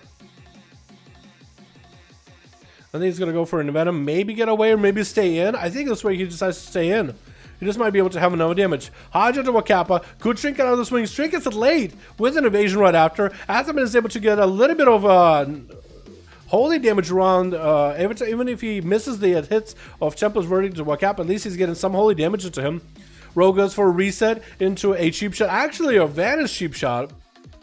And Anthem is still in there. Bob and Bubble available. Might need to bubble this. Does bubble this? He's getting slow. Wakappa trying to see if he might be able to escape out of that. Does he get himself a shot meld off? It's going to be Reaper Flame. Will not be able to shot meld for a clean reset. So Athos at least able to recover. And Wakappa trying to get as much distance as possible. Caught himself a resell as soon as the conflict, as soon as the flame was off. Bop available for Athaman if anything. He needs to use his Bop and next set of wings properly. No Trinket available for Wakappa. Bop, actually, adaptation coming down for Atha. Trying to get away before a kidney comes out. Hodge and Wakappa, does he have enough? Wings are up and running. Big Chupple's Verdict should be available. Maybe enough damage. Wakappa lands a kidney shot. Bop coming out for Atha. Does take down the rogue. But Dimple is still around. There's no way, I think. No way for actually Dimple is pretty corrupted, so maybe if Atha could just kite him around and get the thing from beyond to proc, he might be able to do something here. Not on the game just yet. It's super high dampening though, not getting any heals. Try to heal himself as much as possible. TD? Is that what we're stacking, Dimple? Is that what we're stacking? Big TDs in PvP? The slows from Atha, the Head of Hindrance, are actually doing quite huge. Also, the fact that Blade of Justice also applies the slow as well is insane. Malor rolling to Atha, does get a stun on Dimple. He has adaptation though. Stun onto Atha, he has a Shield of Vengeance available in a moment though. Could use Shield of Vengeance if he needed. Trinket available for Atha very, very soon. Wings are up on Atha. Trying to get some damage on Dimple. Might be able to do something. Blur is up and running for the Demon Hunter. Just needs the thing from beyond to spawn on him. And Atha still getting heals from. Actually, might be able to take Dimple down. Super low. What? What? Actually fought it to the very bitter end. Oh my, he actually won, right? No way. What? I was thinking the thing from beyond was going to come at him, dude, but he fought. I honestly thought it was over. He's going to try his best, but it's over. But I didn't think he would turn it around like that. That was insane. That was nuts. Oh my god. That was so good. Atho! And everybody else that played, that was actually super enjoyable, boys. Well done, everybody. Well done. Prince making a group? That Horde group join me? Wait, Prince, on Alliance or Horde? If it's on, no, I mean on EU or NA, because we are on EU right now, my man. Isn't, if that's Prince Warlock, aren't you on A? It's never over. Fair enough. It's never over. Beautiful. Wakappa can only carry so much. True, he did do really well. I gotta give him cred. Wakappa played super well. Is Ornosh ready by any chance, boys? Ornosh, are we ready? I know Alex is ready. Jesus is ready. Kragar wants to go. I guess we get Jesus and Kragar. I am a okay. Prince got a Horde group, boys, up and running. So if you want to find any of the actually, let's do this. If you guys want to join any of the 5v5 1v1 groups that are up and running over on the EU today, NA tomorrow, to join groups, all you have to do is go to Player vs. Player, Premier Group, Custom VP, Find Group. So go into LFG, find number 5, enter.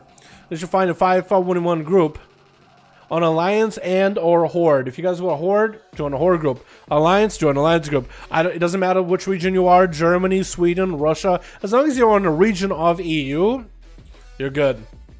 You're good. So there's quite a bit of you guys that can actually join this. So you guys should. You guys should totally should. Is Warcraft playing in 2K20? I think if you had never played World of Warcraft before, the first time playing WoW is always enjoyable. No matter the expansion. I was about to say almost no matter the expansion, think it'd be BFA, but I'd say no matter the expansion, even somebody get into BFA, I think it would have quite a bit of fun leveling, going through dungeons. The first time you level is always a great time. But if you're thinking of coming back to BFA, it is, I would come back if you have like a guild or a group of friends that are playing that can get you through all the basics. Or if you're someone who wants to really go for a, if you're in the mood for grinding, right? Not like classic WoW grind, but like a different kind of grind. Then yeah, BFA is pretty good for the grind because it's quite a lot to catch up to. I'd say it's fun.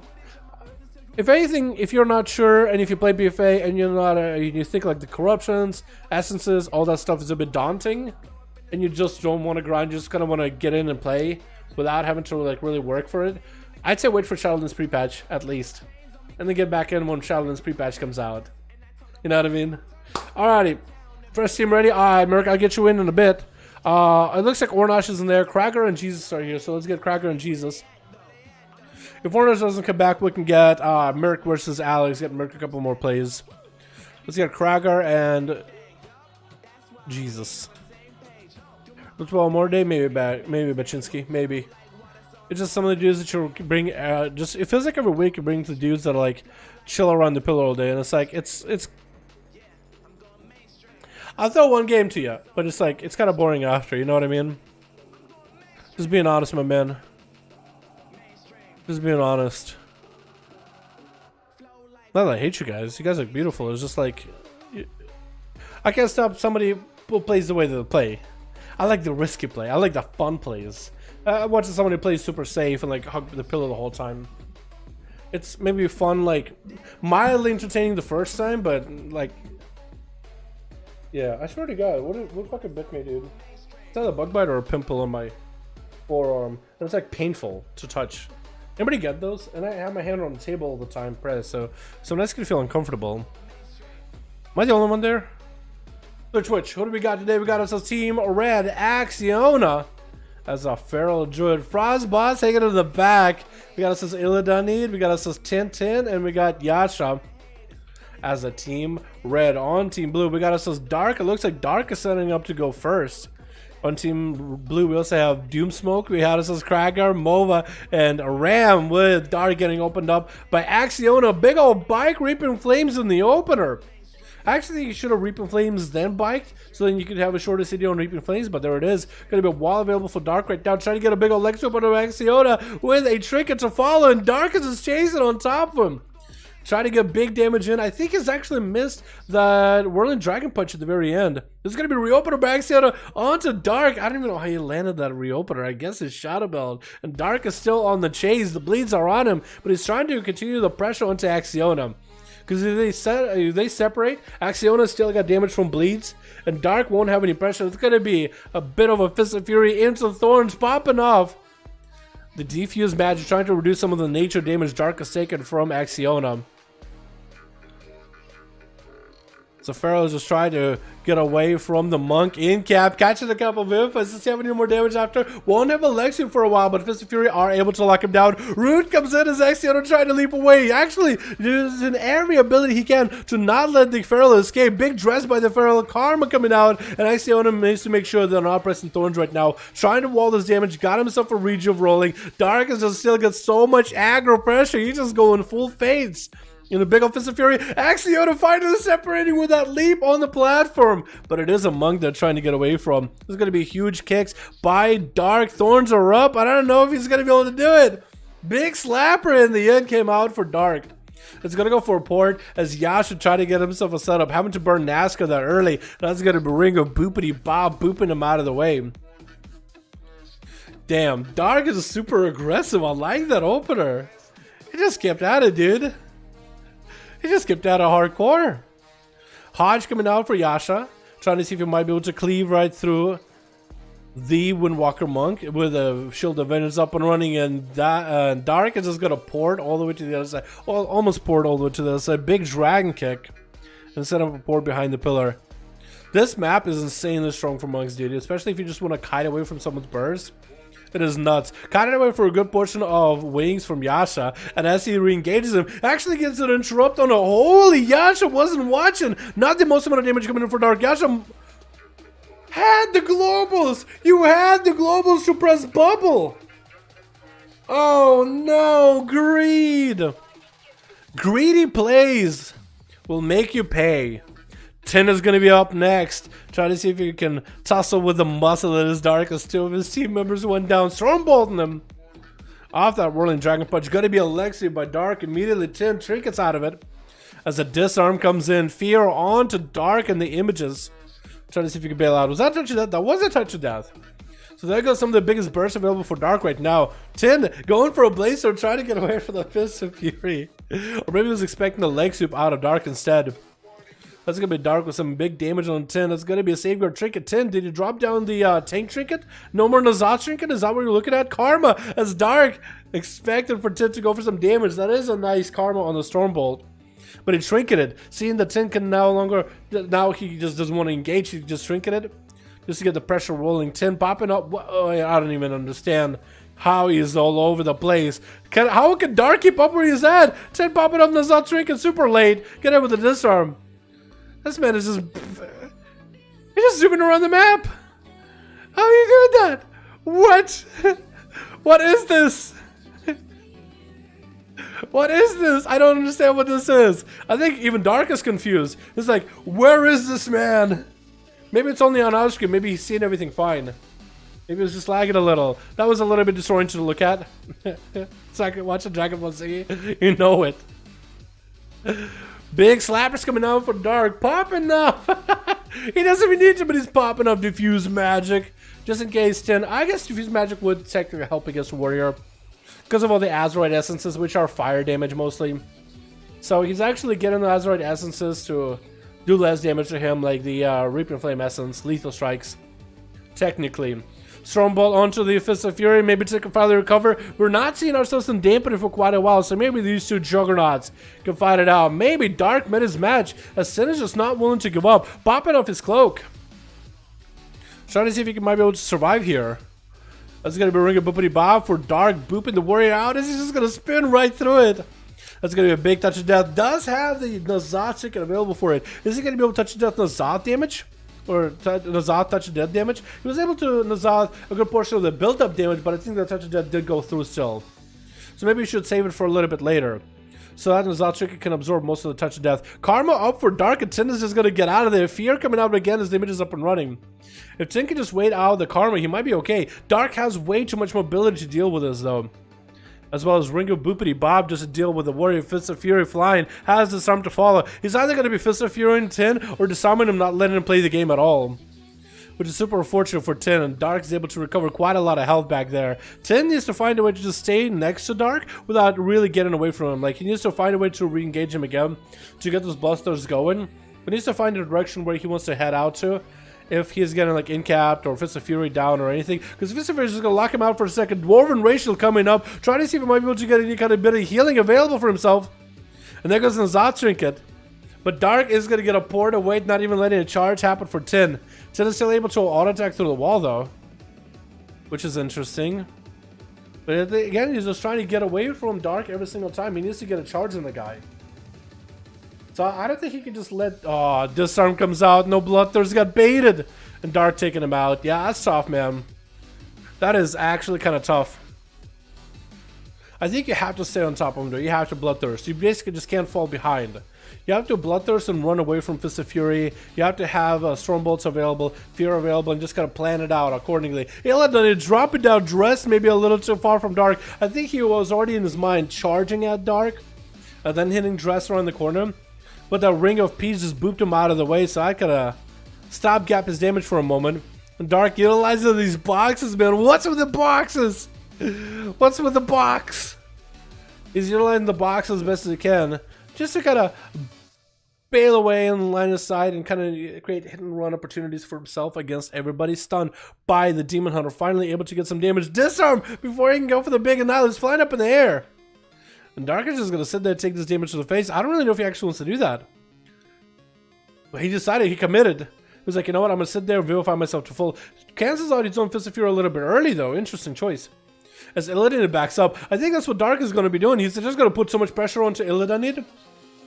It's going to Fist of Fury him down. But whenever Illidan wants to get away, he's just going to start vivifying. Try to force the Demon Hunter on top of him as best as you can. That's going to be diffused magic against some of that chaos damage from Illidan. With a Fist of Fury as the Demon Hunter does charge out, Metamorphosis as Dark tries to get around to him. But then Illidan kind of back ups maybe when he needs to get more aggressive. So almost like Illidan gets backs up a little bit too far sometimes, right? He retreats a little too far, where he can't just re-engage with someone yet again quite as easily. So I think he needs to play maybe a little more aggressive. He is a Demon Hunter. He heals a lot from doing damage. Interrupt coming out onto the Ivy. Illidan getting caught in the Fist of Fury, flying up in the air, and Dark is just going to go for Vivify.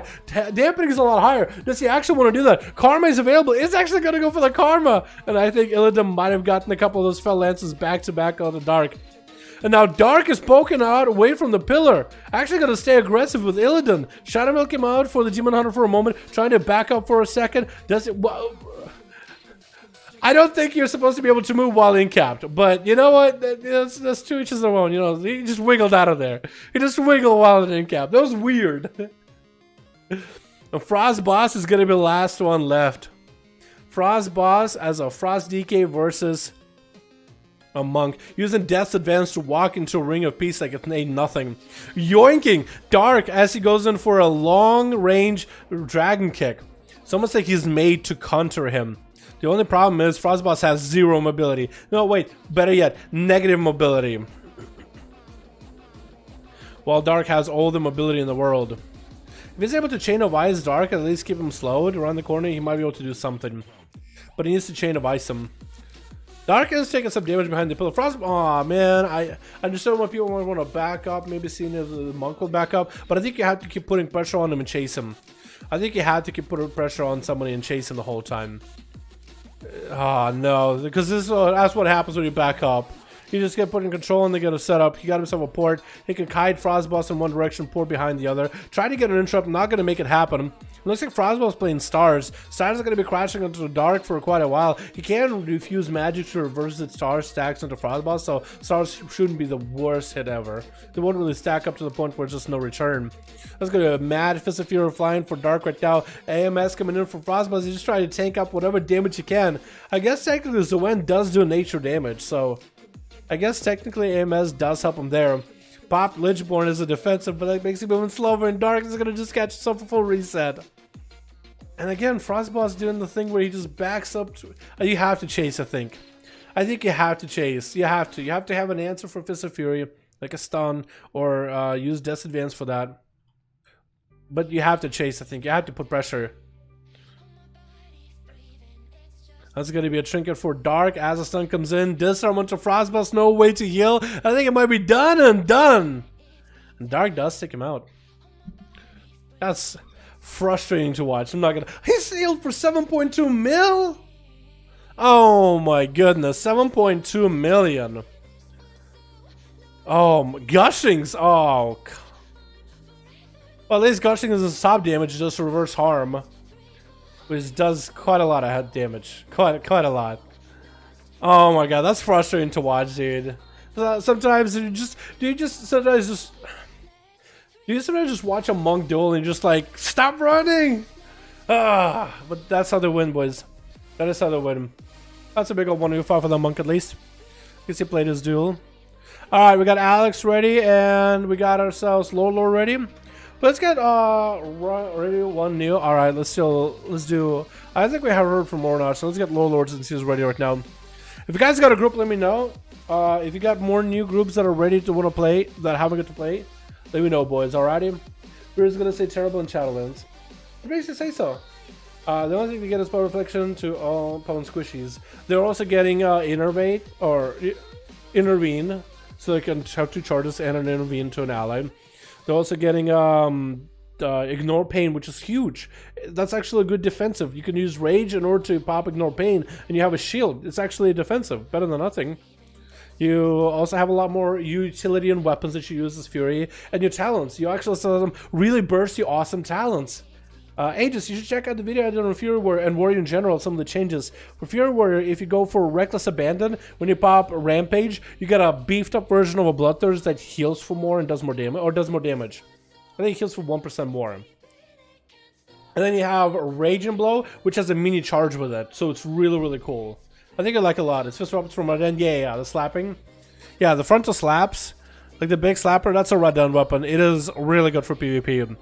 Any class that can get him, like a Windwalker, Demon Hunter, Outlaw Rogue, if you end up playing Outlaw for PvP, definitely should get that weapon. It synergizes really well with high haste builds. This weapon. Attacks have a chance to lash at the target with Living Tentacle, doing a bunch of shadow damage. Even getting this on Rogue is quite huge. Like, the difference between Mythic and Rogue isn't the biggest possible. But yeah, it's a really strong weapon.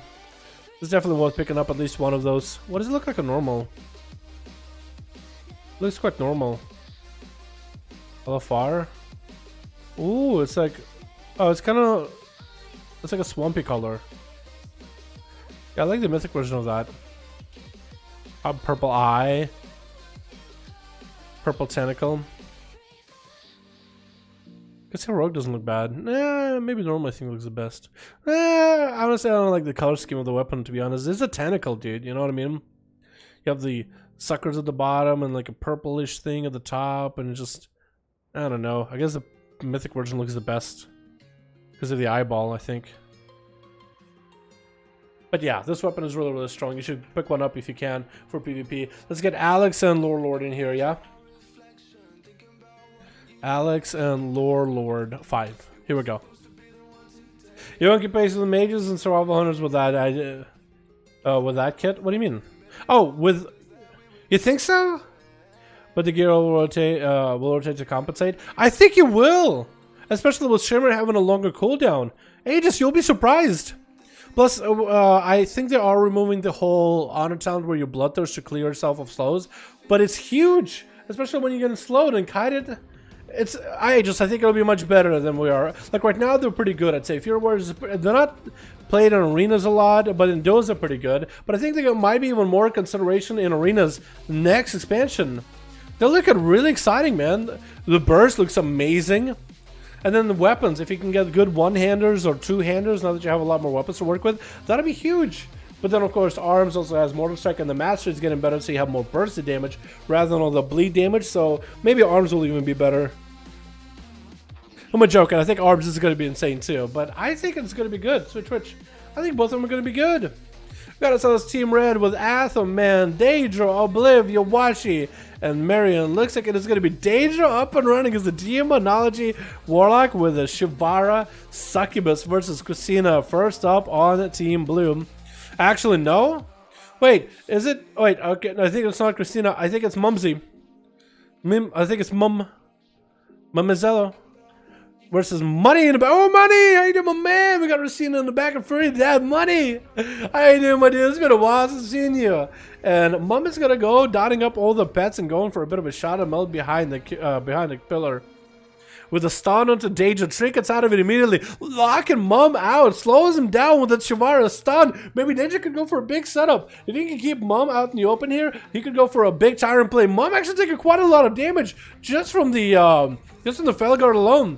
Silence on a Daedra. Mom's still taking so much damage. She's getting hit with a Succubus CC into a Disperse. What? Daedra just got himself a nice setup. Was that just the Felguard that did that? I think it might have been the Felguard.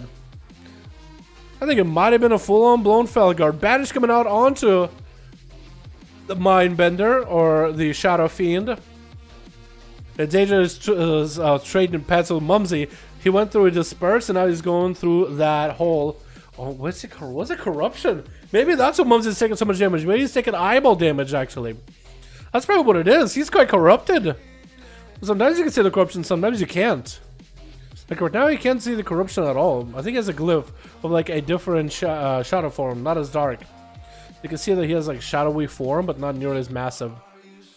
Oh my god. Also, these ghosts look huge. Were they always this big? Big Tyrant coming down. Mumsy needs to find an answer. He's going to swap health with Money. Good thing someone is out in the open to at least give him health. Mumsy's still taking so much damage, though. From around the corner, Demon Tyrant is going to have to start walking at him, dropping down Cypher to stop down Jada. And Mumsy just took so much damage from Daedra just now. And still taking a lot of pressure. It's going to be Vilefin for Daedra up and running as well. I think there's a problem with Mumsy. I think we saw his corruption there for a second. I think coming out of Void form. or Vampiric Embrace, or maybe while in Void form you could see it a little better. But I think it's the eyeball that really keeps hitting him.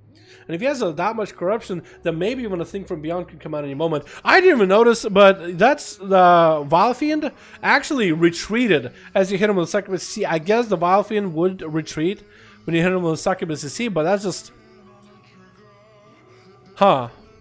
I guess the Vile Fiend did all the damage he wanted to, right? He did a dot, he did a bit of slashes. Stun coming out to Mumsy. Does Jada have the full turn back up and running? That is a 2-minute Felgar back up and available. Trying to drive down Basket Bombers, walking out of there immediately. That's a lot of pressure, but not nearly as much. I think, yeah, Mumsy last time. Or Mummizello. I'm going to mess up your name. Mum. Can I call him Mumsy? If I call you Mumsy, you know what I mean though, right? That's going to be a Vile Fiend up and running, but while he's in Succubus CC, there's not a lot he can really do. And that's going to be Fear on that Vile Fiend just kind of scooting out of there. You see that thing just scooting? Maybe he'll go for a leap. Cannot even get the leap. I think that Vile Fiend is not even going to be able to get any kind of play. So that's going to be an interrupt onto a Mum with a Mortal Coil running him out in the open. Hundigal Duns coming in as Deja building up his Imp army. And Mum got Vampiric Embrace back up. He might have to dot every pet available and go for a full Vampiric Embrace strat. Get in silence on the Deja. It's going to be a full Void Eruption. Hopefully you popped a Vampiric Embrace before the Void Eruption, because that would give him more healing. And look how corrupted he looks. Like he has the corruption like a blue line going up his body. So he must have quite a bit. So maybe not a thing from beyond, but maybe like a massive eyeball. Like an eyeball that really, really does hurt. That's going to be a casted duel here for a moment, boys. That's going to be a stun onto Daedra. Mum is just trying to get himself more resets. He's just trying to kite around, just trying to find a moment to get some breather and to catch up. Daedra getting a banish off on that pet. Fear coming in on all the pets. Mum, perfect opportunity for him to get all the dots on every pet available. That's going to be Succubus CC for a second. Actual Trinket of the Succubus CC. Is going to be get hit with Scourge Bombers from the side. Actually doing quite considerable amount of damage from the side. If you can get a full stun, Scourge Bombers on top of Mum with a full setup of Imps, you actually can do quite a bit of damage then, huh? It's just not having a base stun for Daedra is going to be much harder to do. Try to get a Mortal Coil onto Mumsy just to get the big damage out. It's going to get pets up and running, interrupt Mumsy. He's going to try running out of there immediately. Good thing the Shivara at least slowing him down. Stun comes out, and I think it's going to be it. No, Disperse comes out as the short CDs for Mum are keeping him alive just a hair longer. Try to send out a Vile Fiend. You should be able to get a big old Spit and a big old Claw. That's quite a bit of pets. He's just going to have to start healing. As Dampening rolls up at the 5-minute mark, though, it's going to get much, much harder. The Shadow Priest, I think, can go for a good setup. He kind of just needs to dot up Daedra and just hope that damage whittles him down. And then go for a big old burst. But maybe it's just the Demonology Warlock is going to end up winning this. Mom's sitting in! The Scourge Bomber is probably not a good idea as the Dampening is going to start rolling in. Shadow Mending is going to be much harder. It should be putting dots on all the pets, by the way. Should always be putting dots on the Shivara because Shivara is going to be able to get all that CC chains up and running. Greater Fade breaks his own Greater Fade though. Probably should have waited with that a little bit longer. But that's going to be a Void Eruption with a silent side pick comes out. But Mumsy barely out left. Just gets himself a smallest shield. The Imps are going to be around the corner with the Shivara. That's going to be not enough. But maybe Daedra with those Demon Doggos might have enough here. Maybe, potentially, does have Vampiric Embrace back up. If he has Void Eruption and he can use Vampiric Embrace with Void Eruption on all the pets, he might be able to live long enough, actually. It's going to be Scourge Bombers needs to walk out of there immediately. Just having to walk back in as he's getting kited around by Daedra, hurting around the arena. And that's the playstyle issue with the Demonology and playing the Shadow build. You just don't have a regular stun. Plus, you don't have the regular damage because a lot of your damage comes from your pet. I mean, having Shivara out does make your Warlock do more Shadow Flame damage. So I think Shadow and Shadow Flame damage. I think Shadow means all fire and all Shadow damage is more, or maybe just specifically Shadow Flame damage.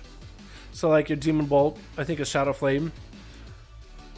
But for Daedra, it'll be good if he can just stand there and build a lot of Handigal Dons. He could drop more Handigal Dons. It'll be good for the Tyrant, get more Tyrants up and running. Mim actually tried to run from Tyrant. Could this be the end right here? Try to Warce off the pets off. The Tyrant does clap him out. It took a little bit of time, but he did it. And next up is going to be Fruity Dad getting a lockout onto Daedra as the pets are up and running. The Tyrant might be able to get some damage clapping in, but Daedra's so low. And it ends just like that. On Forge, boys. I'm a Forge. Oh, man. How unfortunate. Because that was a long casted duel of one versus the other. And oh, no. Oh, no. Somebody help him up, dude. Oh, he looks in pain. Aw. Poor guy. But it's going to be Washing next versus Fruity Dad as we get a reset at the 5-minute mark. Fell Magic better than Shadow Magic. It's probably lore-wise stronger, isn't it? Maybe. I think Magic is stronger in general, lore-wise. Not cry every time. Sorry, man. It's going to be a stun onto Fruity Dad. Big dress coming up for Yowashi. Trying to land the polymer. It's going to be Shadow Mill by Yowashi. But Fruity's still just trying to be adamant about the poly. He's making it happen. Could be a Trinket on Yowashi. Maybe a Trinket re-stealth. Not going to go for it. Ring of Frost doesn't connect. It does connect. Could be a Trinket right here. Does Trinket Cloak of Shadows. Burning quite a lot of cooldowns with a re-stealth. There goes that. Was that a Shadow Mill? Unless it's Shadow. What? Was that a Shadow? Or did he just catch a re-stealth? Because he was definitely in combat, so I guess that was a Shadow Meld. So last time wasn't a Shadow Meld. Big bike onto Fruity. Shadow stepping on that blink, and Fruity going in for big combustion damage. Yowashi, no longer with Cloak, has to bail out of there. Meteor on one side, and Yowashi trying to kite away Fruity Dad on the other. He's going to send that Meteor. We're just going to keep him in combat, unable to land the saps. Big blink from Fruity, trying to get Fire Blast in there. I think he got a Pyro Blast in as well. It's going to be quite a bit of mastery damage burning. 24% damage for Yowashi is going to be hard to catch up heals. But the pillar is massive in this arena. So for Fruity to be able to chase properly, it's going to be difficult. Both the Mage and the Rogue are going for a bit of a reset. Maybe Fruity will have a blink for this one in order to get Yowashi out. Looks like he's going to be able to go for a full reset with food either way. So we got ourselves a reset between Fruity and Yowashi. Fell Magic doesn't even use Shadow Flame abilities. There's a lot of some Shadow Flame. But Fell being more like, I'd say, Demon Hunter or Destro Warlock. You know what I mean? Greater Pyroblast coming up for Fruity. No way to shimmer out of it. Ring of Frost doesn't connect. Actually connects. And he's looking right at you. Watch his face. Sending a big old meatball at him. Not so much damage to Yowashi. He has to go huge damage on Fruity Dad. Just standing, holding his ground. He dropped down, I think, a voodoo doll trinket on the guy, it looked like. And just kept blasting damage into the man. Oh my goodness, dude. Oh my goodness. It looks like Athaman is going to be setting up a cap. He's roasted. Mumsy. Poor guy, man. He played so well. He played Shadow Priest. That's hard to play. Shadow Priests are hard to play, man. Shadow Priests are hard to play. I think you also have to play a proper racial. Like maybe if you're a Void of Shadow Priest, that gives you mobility. Or if you're like a, I don't even know. What is the best racial for Shadow Priest? Undead? Undead could be pretty good. Extra dot damage, maybe? Double palm over to Athos, and it's going to meet him with a greater Pyro Blast. Either way. Big Meteor coming down to Athos. Fruity just going in for damage. He's got himself a temporal up and running. Big combustion ready. Breath into Athos. Just needs to get an interrupt on a flash of light, but looks like Athos doesn't need to worry about it. Popping off wings, but still, lots of damage for Fruity Dad. Hand of Freedom up and running. Does not have the Hand of Freedom that can be spell stolen. And Fruity is still just getting big damage in, trying to get a Ring of Frost. Athos is going to walk out of it. Could go bubble here. Hodge onto Fruity. Blinks out of it. Super low health. Ice Block and Cauterize are still available. And it's going to get those Scorches up and running onto Athos. Ice Block coming out. Does he get out of that Ice Block? He does. Try to get, I think, an interrupt onto Athos. Athos just needs some more hammers to hammer him down. Big shield available for Fruity Dad right now. Trying to spell steal all the abilities from Athos. Wings are up and running. Bubble available for Athos if he needs to. Does he go for the bubble? Shield event is up. Doesn't pop yet. Fruity could have the shield event just pop in his face. And Athos is still super low. No, bubbles it just to be safe. Taking down Fruity Dad. Fruity played it to the very last global cooldown. Played it as well as he could. Athos, I think, tried to hold that bubble as best as he could as well. He didn't want to use it, it looked like. But he just kind of had to. Otherwise, it's like, it's it. It's over. Game is over. Big Vendetta up onto Athos immediately with Racina. Athos could bop it. Might have to bop it. He's super low on health. Hope the Forbearance could be down soon. This is gonna get a stun into the Rogue. Try to flash a light. Make sure you gotta spell those poisons every time before you heal. 43% dampening is gonna make it that much harder for you to heal. And I wonder if Racina will swap to Deadly Poison at that point, just to put more damage and pressure onto Athos. Might able to bob this. There's still a lot of poison damage going through it. Shield of Vengeance not available for 34 seconds. Bob coming out for Atha just so he can get himself all the heals. Blood of Information that came out did not get the Bob though. Very unfortunate. Racina tried to play it, but still I think Racina is a little ahead of Athom. I think they're definitely ahead. On hell they're ahead. Has plenty of cooldowns. Vanish available. And Athom used to wait until Trinket back up. That's going to be adaptation. So that's going to not a Trinket. That's a sap away. And you're it's a sap away. Wait, no, Racina messed up. Don't open up with a Kinna shot. You'll screw yourself up. Or if you do open up with a Kinna shot, at least then you'll have blind back up. Wait, is it gonna wait? Oh no. Atherman has a shield of Vengeance back up, bubbling 3 minutes, so he does play a shorter bubble. I think. Only 2 minutes left on the bubble. There it is. So might be able to wait out until the bubble is back up. Tries to catch the rogue, does find the rogue. I think maybe the rogue is the one who picked up the eye instead of Atha, because rogue was out in the open. He tried to shadow step Athom. But it's going to be evasion for his team right now. Atha gets some wings up and running. Going to be a adaptation of that. Racina can go for a blind of the 1-2 onto Athom. Has a Vendetta up and running. Trying to maximize damage during that Vendetta. That's going to be technical Athom and sniping it out immediately. And Racina going for a Vanish. Not using a blind onto Athom.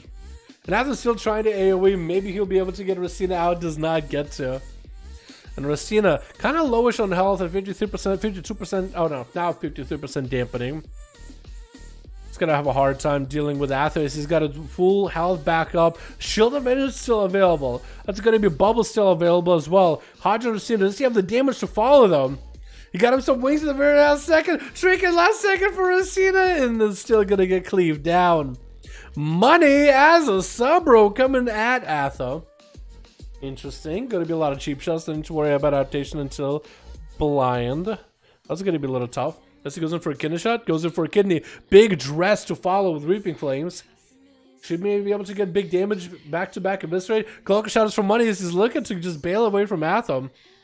Shadow stepping at him with a blind to break through adaptation. I'm not sure if he wanted to blind him right then and there. Maybe it was a fat finger. Kicking is available. Does get a Shadow Step kick. Does he have the damage to follow up though? Atha doesn't even have a bubble for a while. Actually, Money might have some advantage here. Still got the damage into Atha. He got the big butcher's knife available for him. Just trying to butcher the guy. Same got Chicken Procket for money. Lots of damage. Hodge. Oh no. Get a shout out to Atha, but couldn't quite do it. And Christina, I think, is going to give him the full honor duel here. I think he might. Maybe. I was going to let him heal up a little bit. Atha, you better heal as much as you can while wings are up. And is that the effect that you get from the set? Like the shimmers. Oh, it looks cool. I like that. It is definitely a little dated because that was made, the set was made in Pandaria, and the effect of like the shimmer when you cast and spells or using certain abilities. It was designed back in Mob, but it still looks good. You know what I mean? I wonder if they'll do something similar like that in Shadowlands. I really hope they do. You got Covenants, and you can do some unique items from Covenants. Kind of like artifact weapons stuff they did back in the day. Hodges Christina as the Thorns was up, and Atha is looking to catch himself a bit of a reset. Big leap for Christina. Reconnected with Atha, but Hand of Hindrance still holding strong. And Atha might just have to bubble this a little bit early. Shield of Vengeance is up. Might have to bubble right after it's over. Christina popping in wall. Shield of Vengeance is down. Bubble is up. Does he go offensive with Christina? I think he wants to stay aggressive. Do as much damage as he can. Dampening at 67%. You might as well do as much damage as humanly possible because every one of those heals. Every global spend healing yourself just does so very little. Adaptation coming up for Atha is going to be able to run for just a little longer. Hand of Freedom is up. Needs to get as much damage into Christina from afar until next Hodge. Does get a Hodge. Christina trinket out of it. Atha trying to keep himself afloat and healthy by healing himself as much as possible. Uses the most amount of damage to Christina if you wanted to make it happen. But yeah, that's super rough. After going up against all those rogues, that is definitely rough. And Obliv versus Christina. A nice bow from one another, man. A nice bow. Oh, a kneel too. And a kneel. Alright, we'll see if you can manage the cat. Christina doesn't have a trinket anymore, so Ring of Frost could mess him up pretty hard. Also, normal wall. Instant trinket for Obliv. It's a Ring of Frost actually lands it. Is this it? Is this it? Because he had a perfect wall available for Christina if he needs to. Gonna be Mally rolling to Christina. Everything gonna throw the Feral. Does have a wall. Swiftman can't heal through it all. The Master's just burning through him into an interrupt on it. Oh my goodness. Bash, and that's all he had at the end. Oh my god, boys. Oh, that was so fast paced. I love how fast that was, dude. That was so good. Oh my goodness. I love how fast paced that was. It just, at that point, every global matters, dude. Every global matters. That Mally just forced him to get behind the pillar and then a blink interrupt. Ooh. Seal the deal. I mean, if I think of the Feral Druid, if Christina had the Trinket back up and 2 sets of walls, then maybe it might have been a different game. But man, that was just so good. It's like I believe it was legally parked outside. I had to finish as quick as possible. True, true. I believe I actually went for a big old 1v5 today, man. I mean, he's been slamming. He's been slamming out of the park. Are you going for a haste build by any chance? I didn't think he was going for a haste build, but I've seen mages go for a big haste build. And you can get the trait where when you fireball and it doesn't crit, you gain haste. And it sits on you for like a minute. So if you get triple of those, you get 1 fireball, and with all the haste amps, it gives like 600 haste, and then it gets amped to be like 1,000 haste. It's huge. What's up, Evgeny? How you doing, my man? Hope you're having a good one. Did we hit it, boys? Did we do it? Oh, we only got 288, man. Only 288. Speed nuke? Yeah. Which level you manage? Which item level you manage, mates? How do you beat hundreds of rogue? Which level? So I have a 480 item level with my rogue, but all these guys are about between 460, 470, and 480. I'd say maybe somewhat 450 something. If I would have killed me in the first 2 seconds if I were behind the keys as paladin. Damn. Hope you have an add-on that reads the bleeds to me. Hope you have the add-on that reads the bleeds to me, so I can find Christina and I can show you how much damage. So either Yasha or ladder this. I see Yasha here. Rip your flames at a lot. Rip, rake, gushings. Oh my god. Ladderus. It was all gushed out and devour vitality. Damn. That's just so much damage. You see Christina when they run gushings, dude. That's huge. I think gushing speeds up the gameplay for Feral so well. And having a double wall just makes it so much harder to deal against them. And I think he's also running the Tanky Trinket, right? Christina has a tank trinket and a spine and a dressed. Man. But those numbers aren't perfect, right? They're percentage numbers. So it's not like Reaping Flames actually crit somebody for... Wait, maybe... So I think some of those numbers are proper. Like Reaping Flames, I think it does show real numbers. Like 19k, it sounds like a normal crit. But certain other abilities like Versus Bite, I don't think he actually hit for a 7k Versus Bite. I think that's 7.7% of someone's health. Or crit being 13% of someone's health, at maximum 17% of someone's health. Yeah, I think the number for Reaper Flames is normal. Hold on, can I look at lethal strikes? I think that's... Was it Reaping Flames? Oh no, Reaping Flames would be... No, I thought it was lethal strikes for a second. So Reaping Flames would have hit someone for 20% of someone's health. No, that's normal then.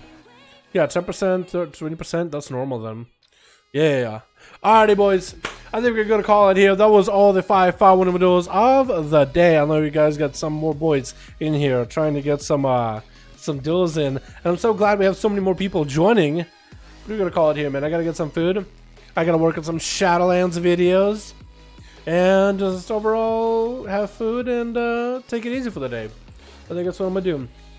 Eat food and take it easy for the day. Can you confirm? I saw some news a while ago that mentioned allied races only needing a short quest to create the respective characters once pre-patch arrives. So I believe that's true. I can't say 100%, but I believe, yeah, the Blizzard is going to make getting allied races in the next expansion much easier. I think that, yeah, I think it's just a quest line. I think they're removing the rep requirement. Yeah, so I think you just get the quest lines needed for it. Select with Kultiran. You'll probably do the Jada storyline, and then you'll look Kultirans through the story.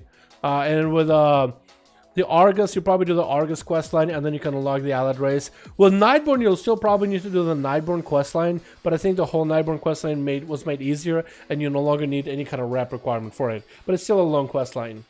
So you need to finish the quest lines for certain allied races to unlock them. You will need war campaign as well. So war campaign, I don't think. That's a good question, actually. I think they might remove a. So I think work for, like, let's say get a Makar, Oryx, and Dark Iron Dwarves. I think what they might do is they'll allow you to play through the war campaign without the need for reps. You'll just need to play through the war campaign just to finish it. As for Kultirans and Dalaran, I don't know if you'll need to do war campaign. I think you'll just need to do main quests in Zuldazar that are story quests, and then do the defense of Zuldazar. And then you might be good. But I could be wrong on that one. Yeah, I think we'll have more information in the future, but I think Blizzard does want to make it easier. Because right now it's like we have so many allied races. Plus, who wants to go back to the old content just to unlock them? Let's make it easier if anybody does go and do that. You know what I mean? Plus, you have all these original vanilla races getting all these nice new upgrades, and allied races are only going to get a fraction of that in most cases. So, yeah, I think it makes sense to just make it easier. I think it might be, yeah. Rep requirement. Hopefully they'll make achievement a little bit easier. If anything, hopefully the quest to unlock the allied races, hopefully they'll remove the rep requirement for those quests as well. You know what I mean? Because right now, like, to do war campaign, you need to get a war campaign and then reach revered or honored, revered, and then exalted to finish them. That could take a while. So hopefully they'll remove the rep requirement out of all the story quests. You know what I mean? It'll be dead content for the majority of players. Yeah, I mean, it will be dead content, but also you have like allied races that don't have any of those unique customizations anymore. But so you might as well make them easier to unlock. It only makes sense, right? Peter Moore, my man. How you doing, my dude? #1 fan. I appreciate you. Can we get a hashtag Pete in chat showing appreciation for the one, my man? Thank you so much, my dude. Oh, I messed up your name. Can we get a Pete Moore? Without me misspelling, boys. Boys, can we get a hashtag Pete in chat showing appreciation for the wolf that I'm a man? Thank you so much, dude. Hope you enjoyed the duels. Monica can still ride an eagle.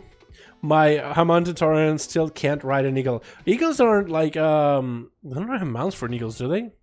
I think they should have added mounts for eagles for them. Oh, wouldn't that be cool? I mean, you could ride a moose. So you moose riding a moose.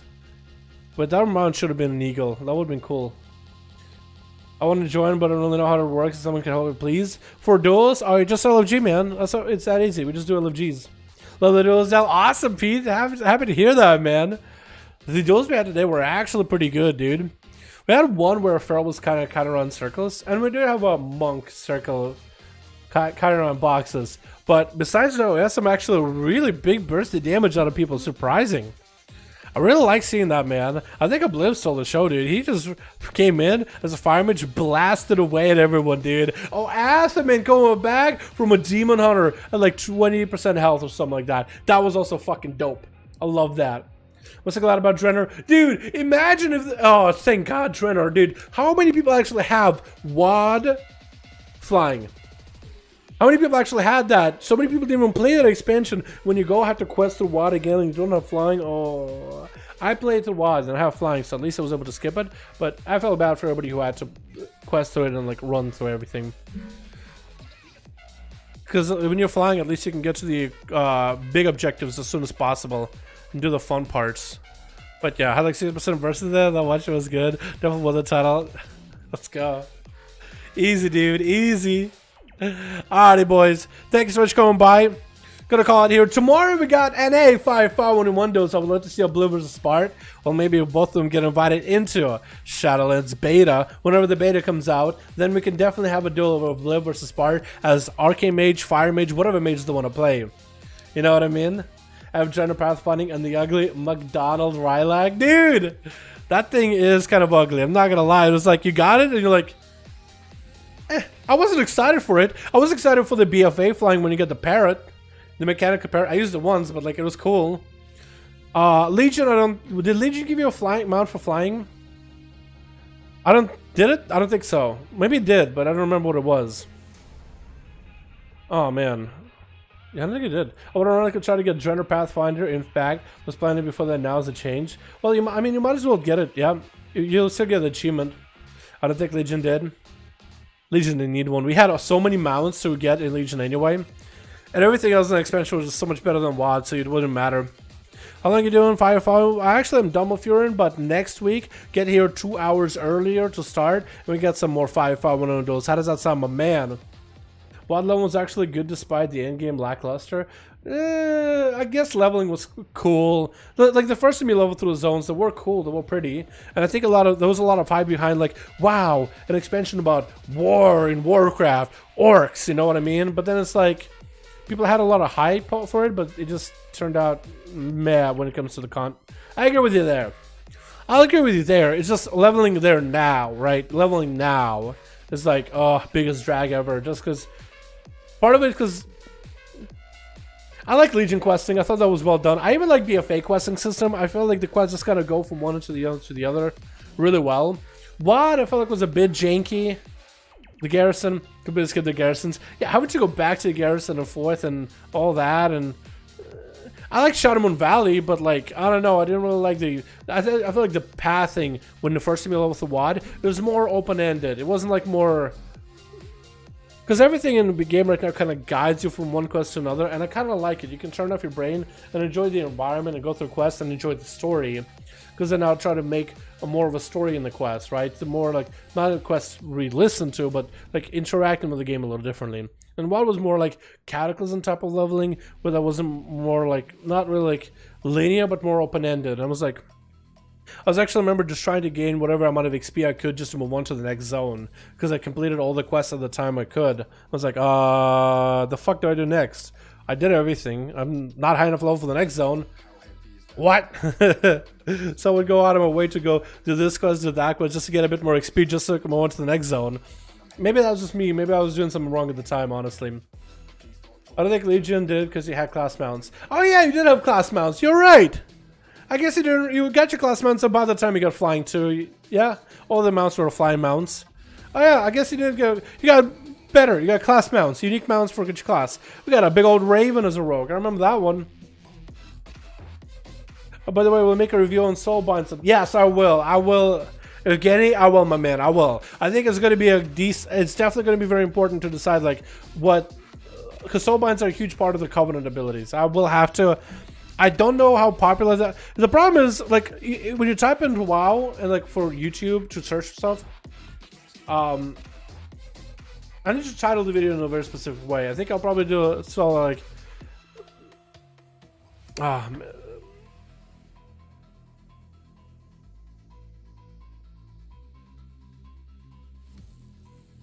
Because soulbinds, nobody looks into soulbinds on Shadowlands. Most people don't know what soulbinds are.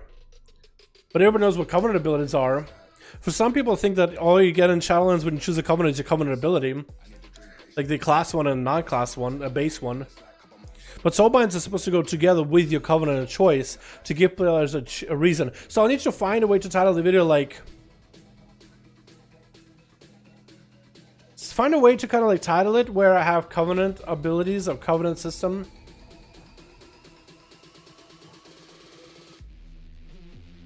Yeah, I need to figure out a way to title it to get more eyes drawn on the video, because it is very important for people to understand that the Covenant and Soulbinds work hand in hand. And a lot of them actually have interesting ideas where, let's say your class has a shitty Covenant ability, but your Soulbinds are amazing, so you will kind of work with, you'll take the bad Covenant ability for amazing passive Soulbinds that also alter certain Covenant abilities as well. There's Covenant abilities that change your, like Ventir, you know, the teleport ability? So there's abilities that can change your teleport to be instant cast but have a longer cooldown, or when you teleport you clear all routes, or when you teleport you disorient enemies around you where you teleport in an area. Like, that's impactful for PvP and PvE.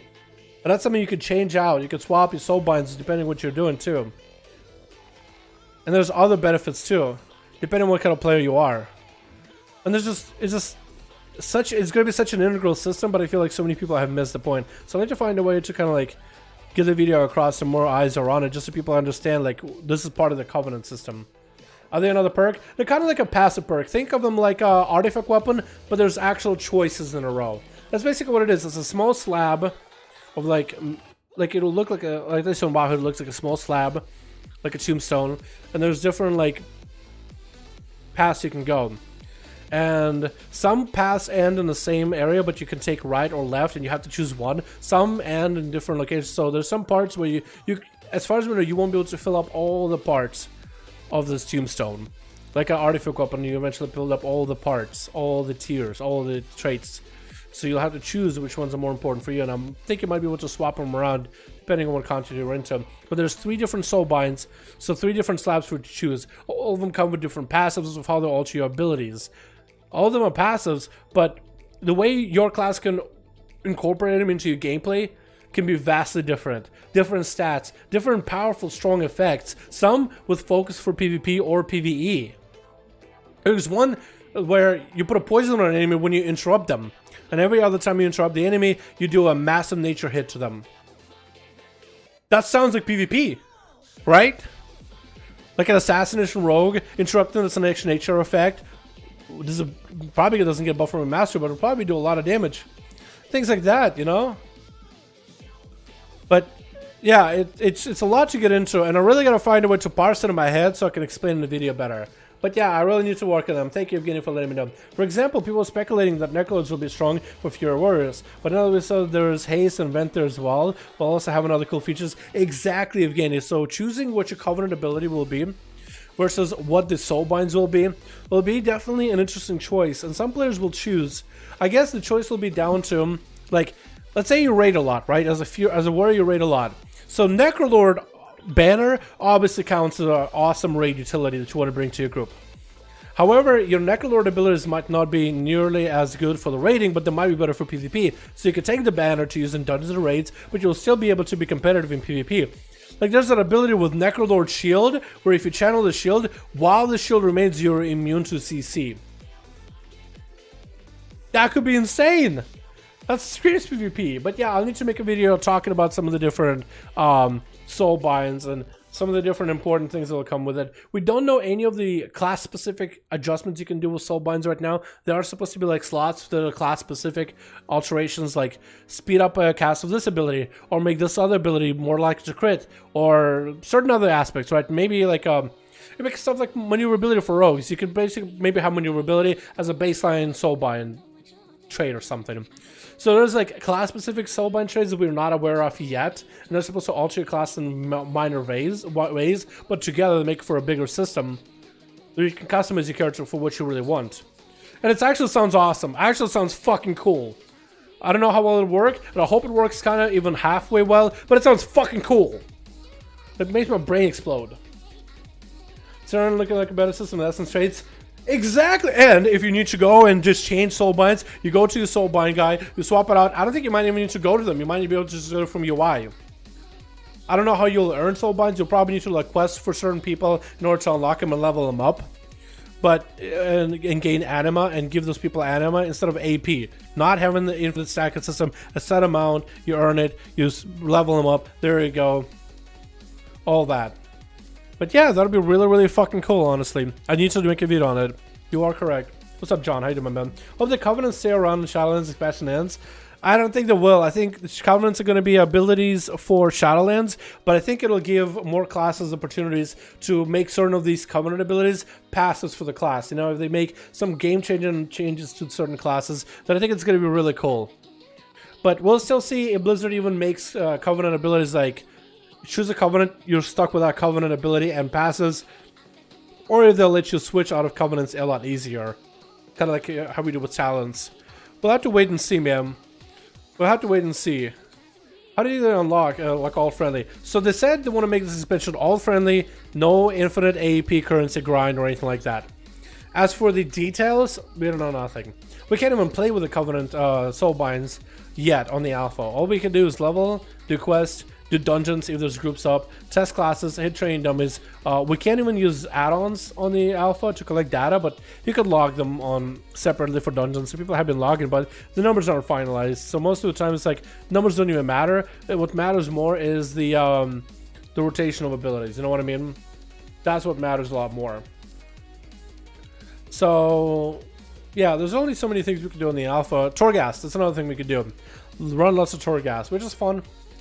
And it's cool seeing some of the different anima abilities they have, but I appreciate the info. Get much to learn more. Yeah, no problem. I mean, I cannot wait to work on that video now. I might just work on it tonight. I might take a look at it and see if I can parse the information and try to throw some together. But thank you guys so much for watching. Hope you guys enjoyed the duels. I'm gonna go peace out, have some food. I should have some sushi waiting for me. But thank you guys. You guys are beautiful. I'll see all of you next stream. Alrighty, peace.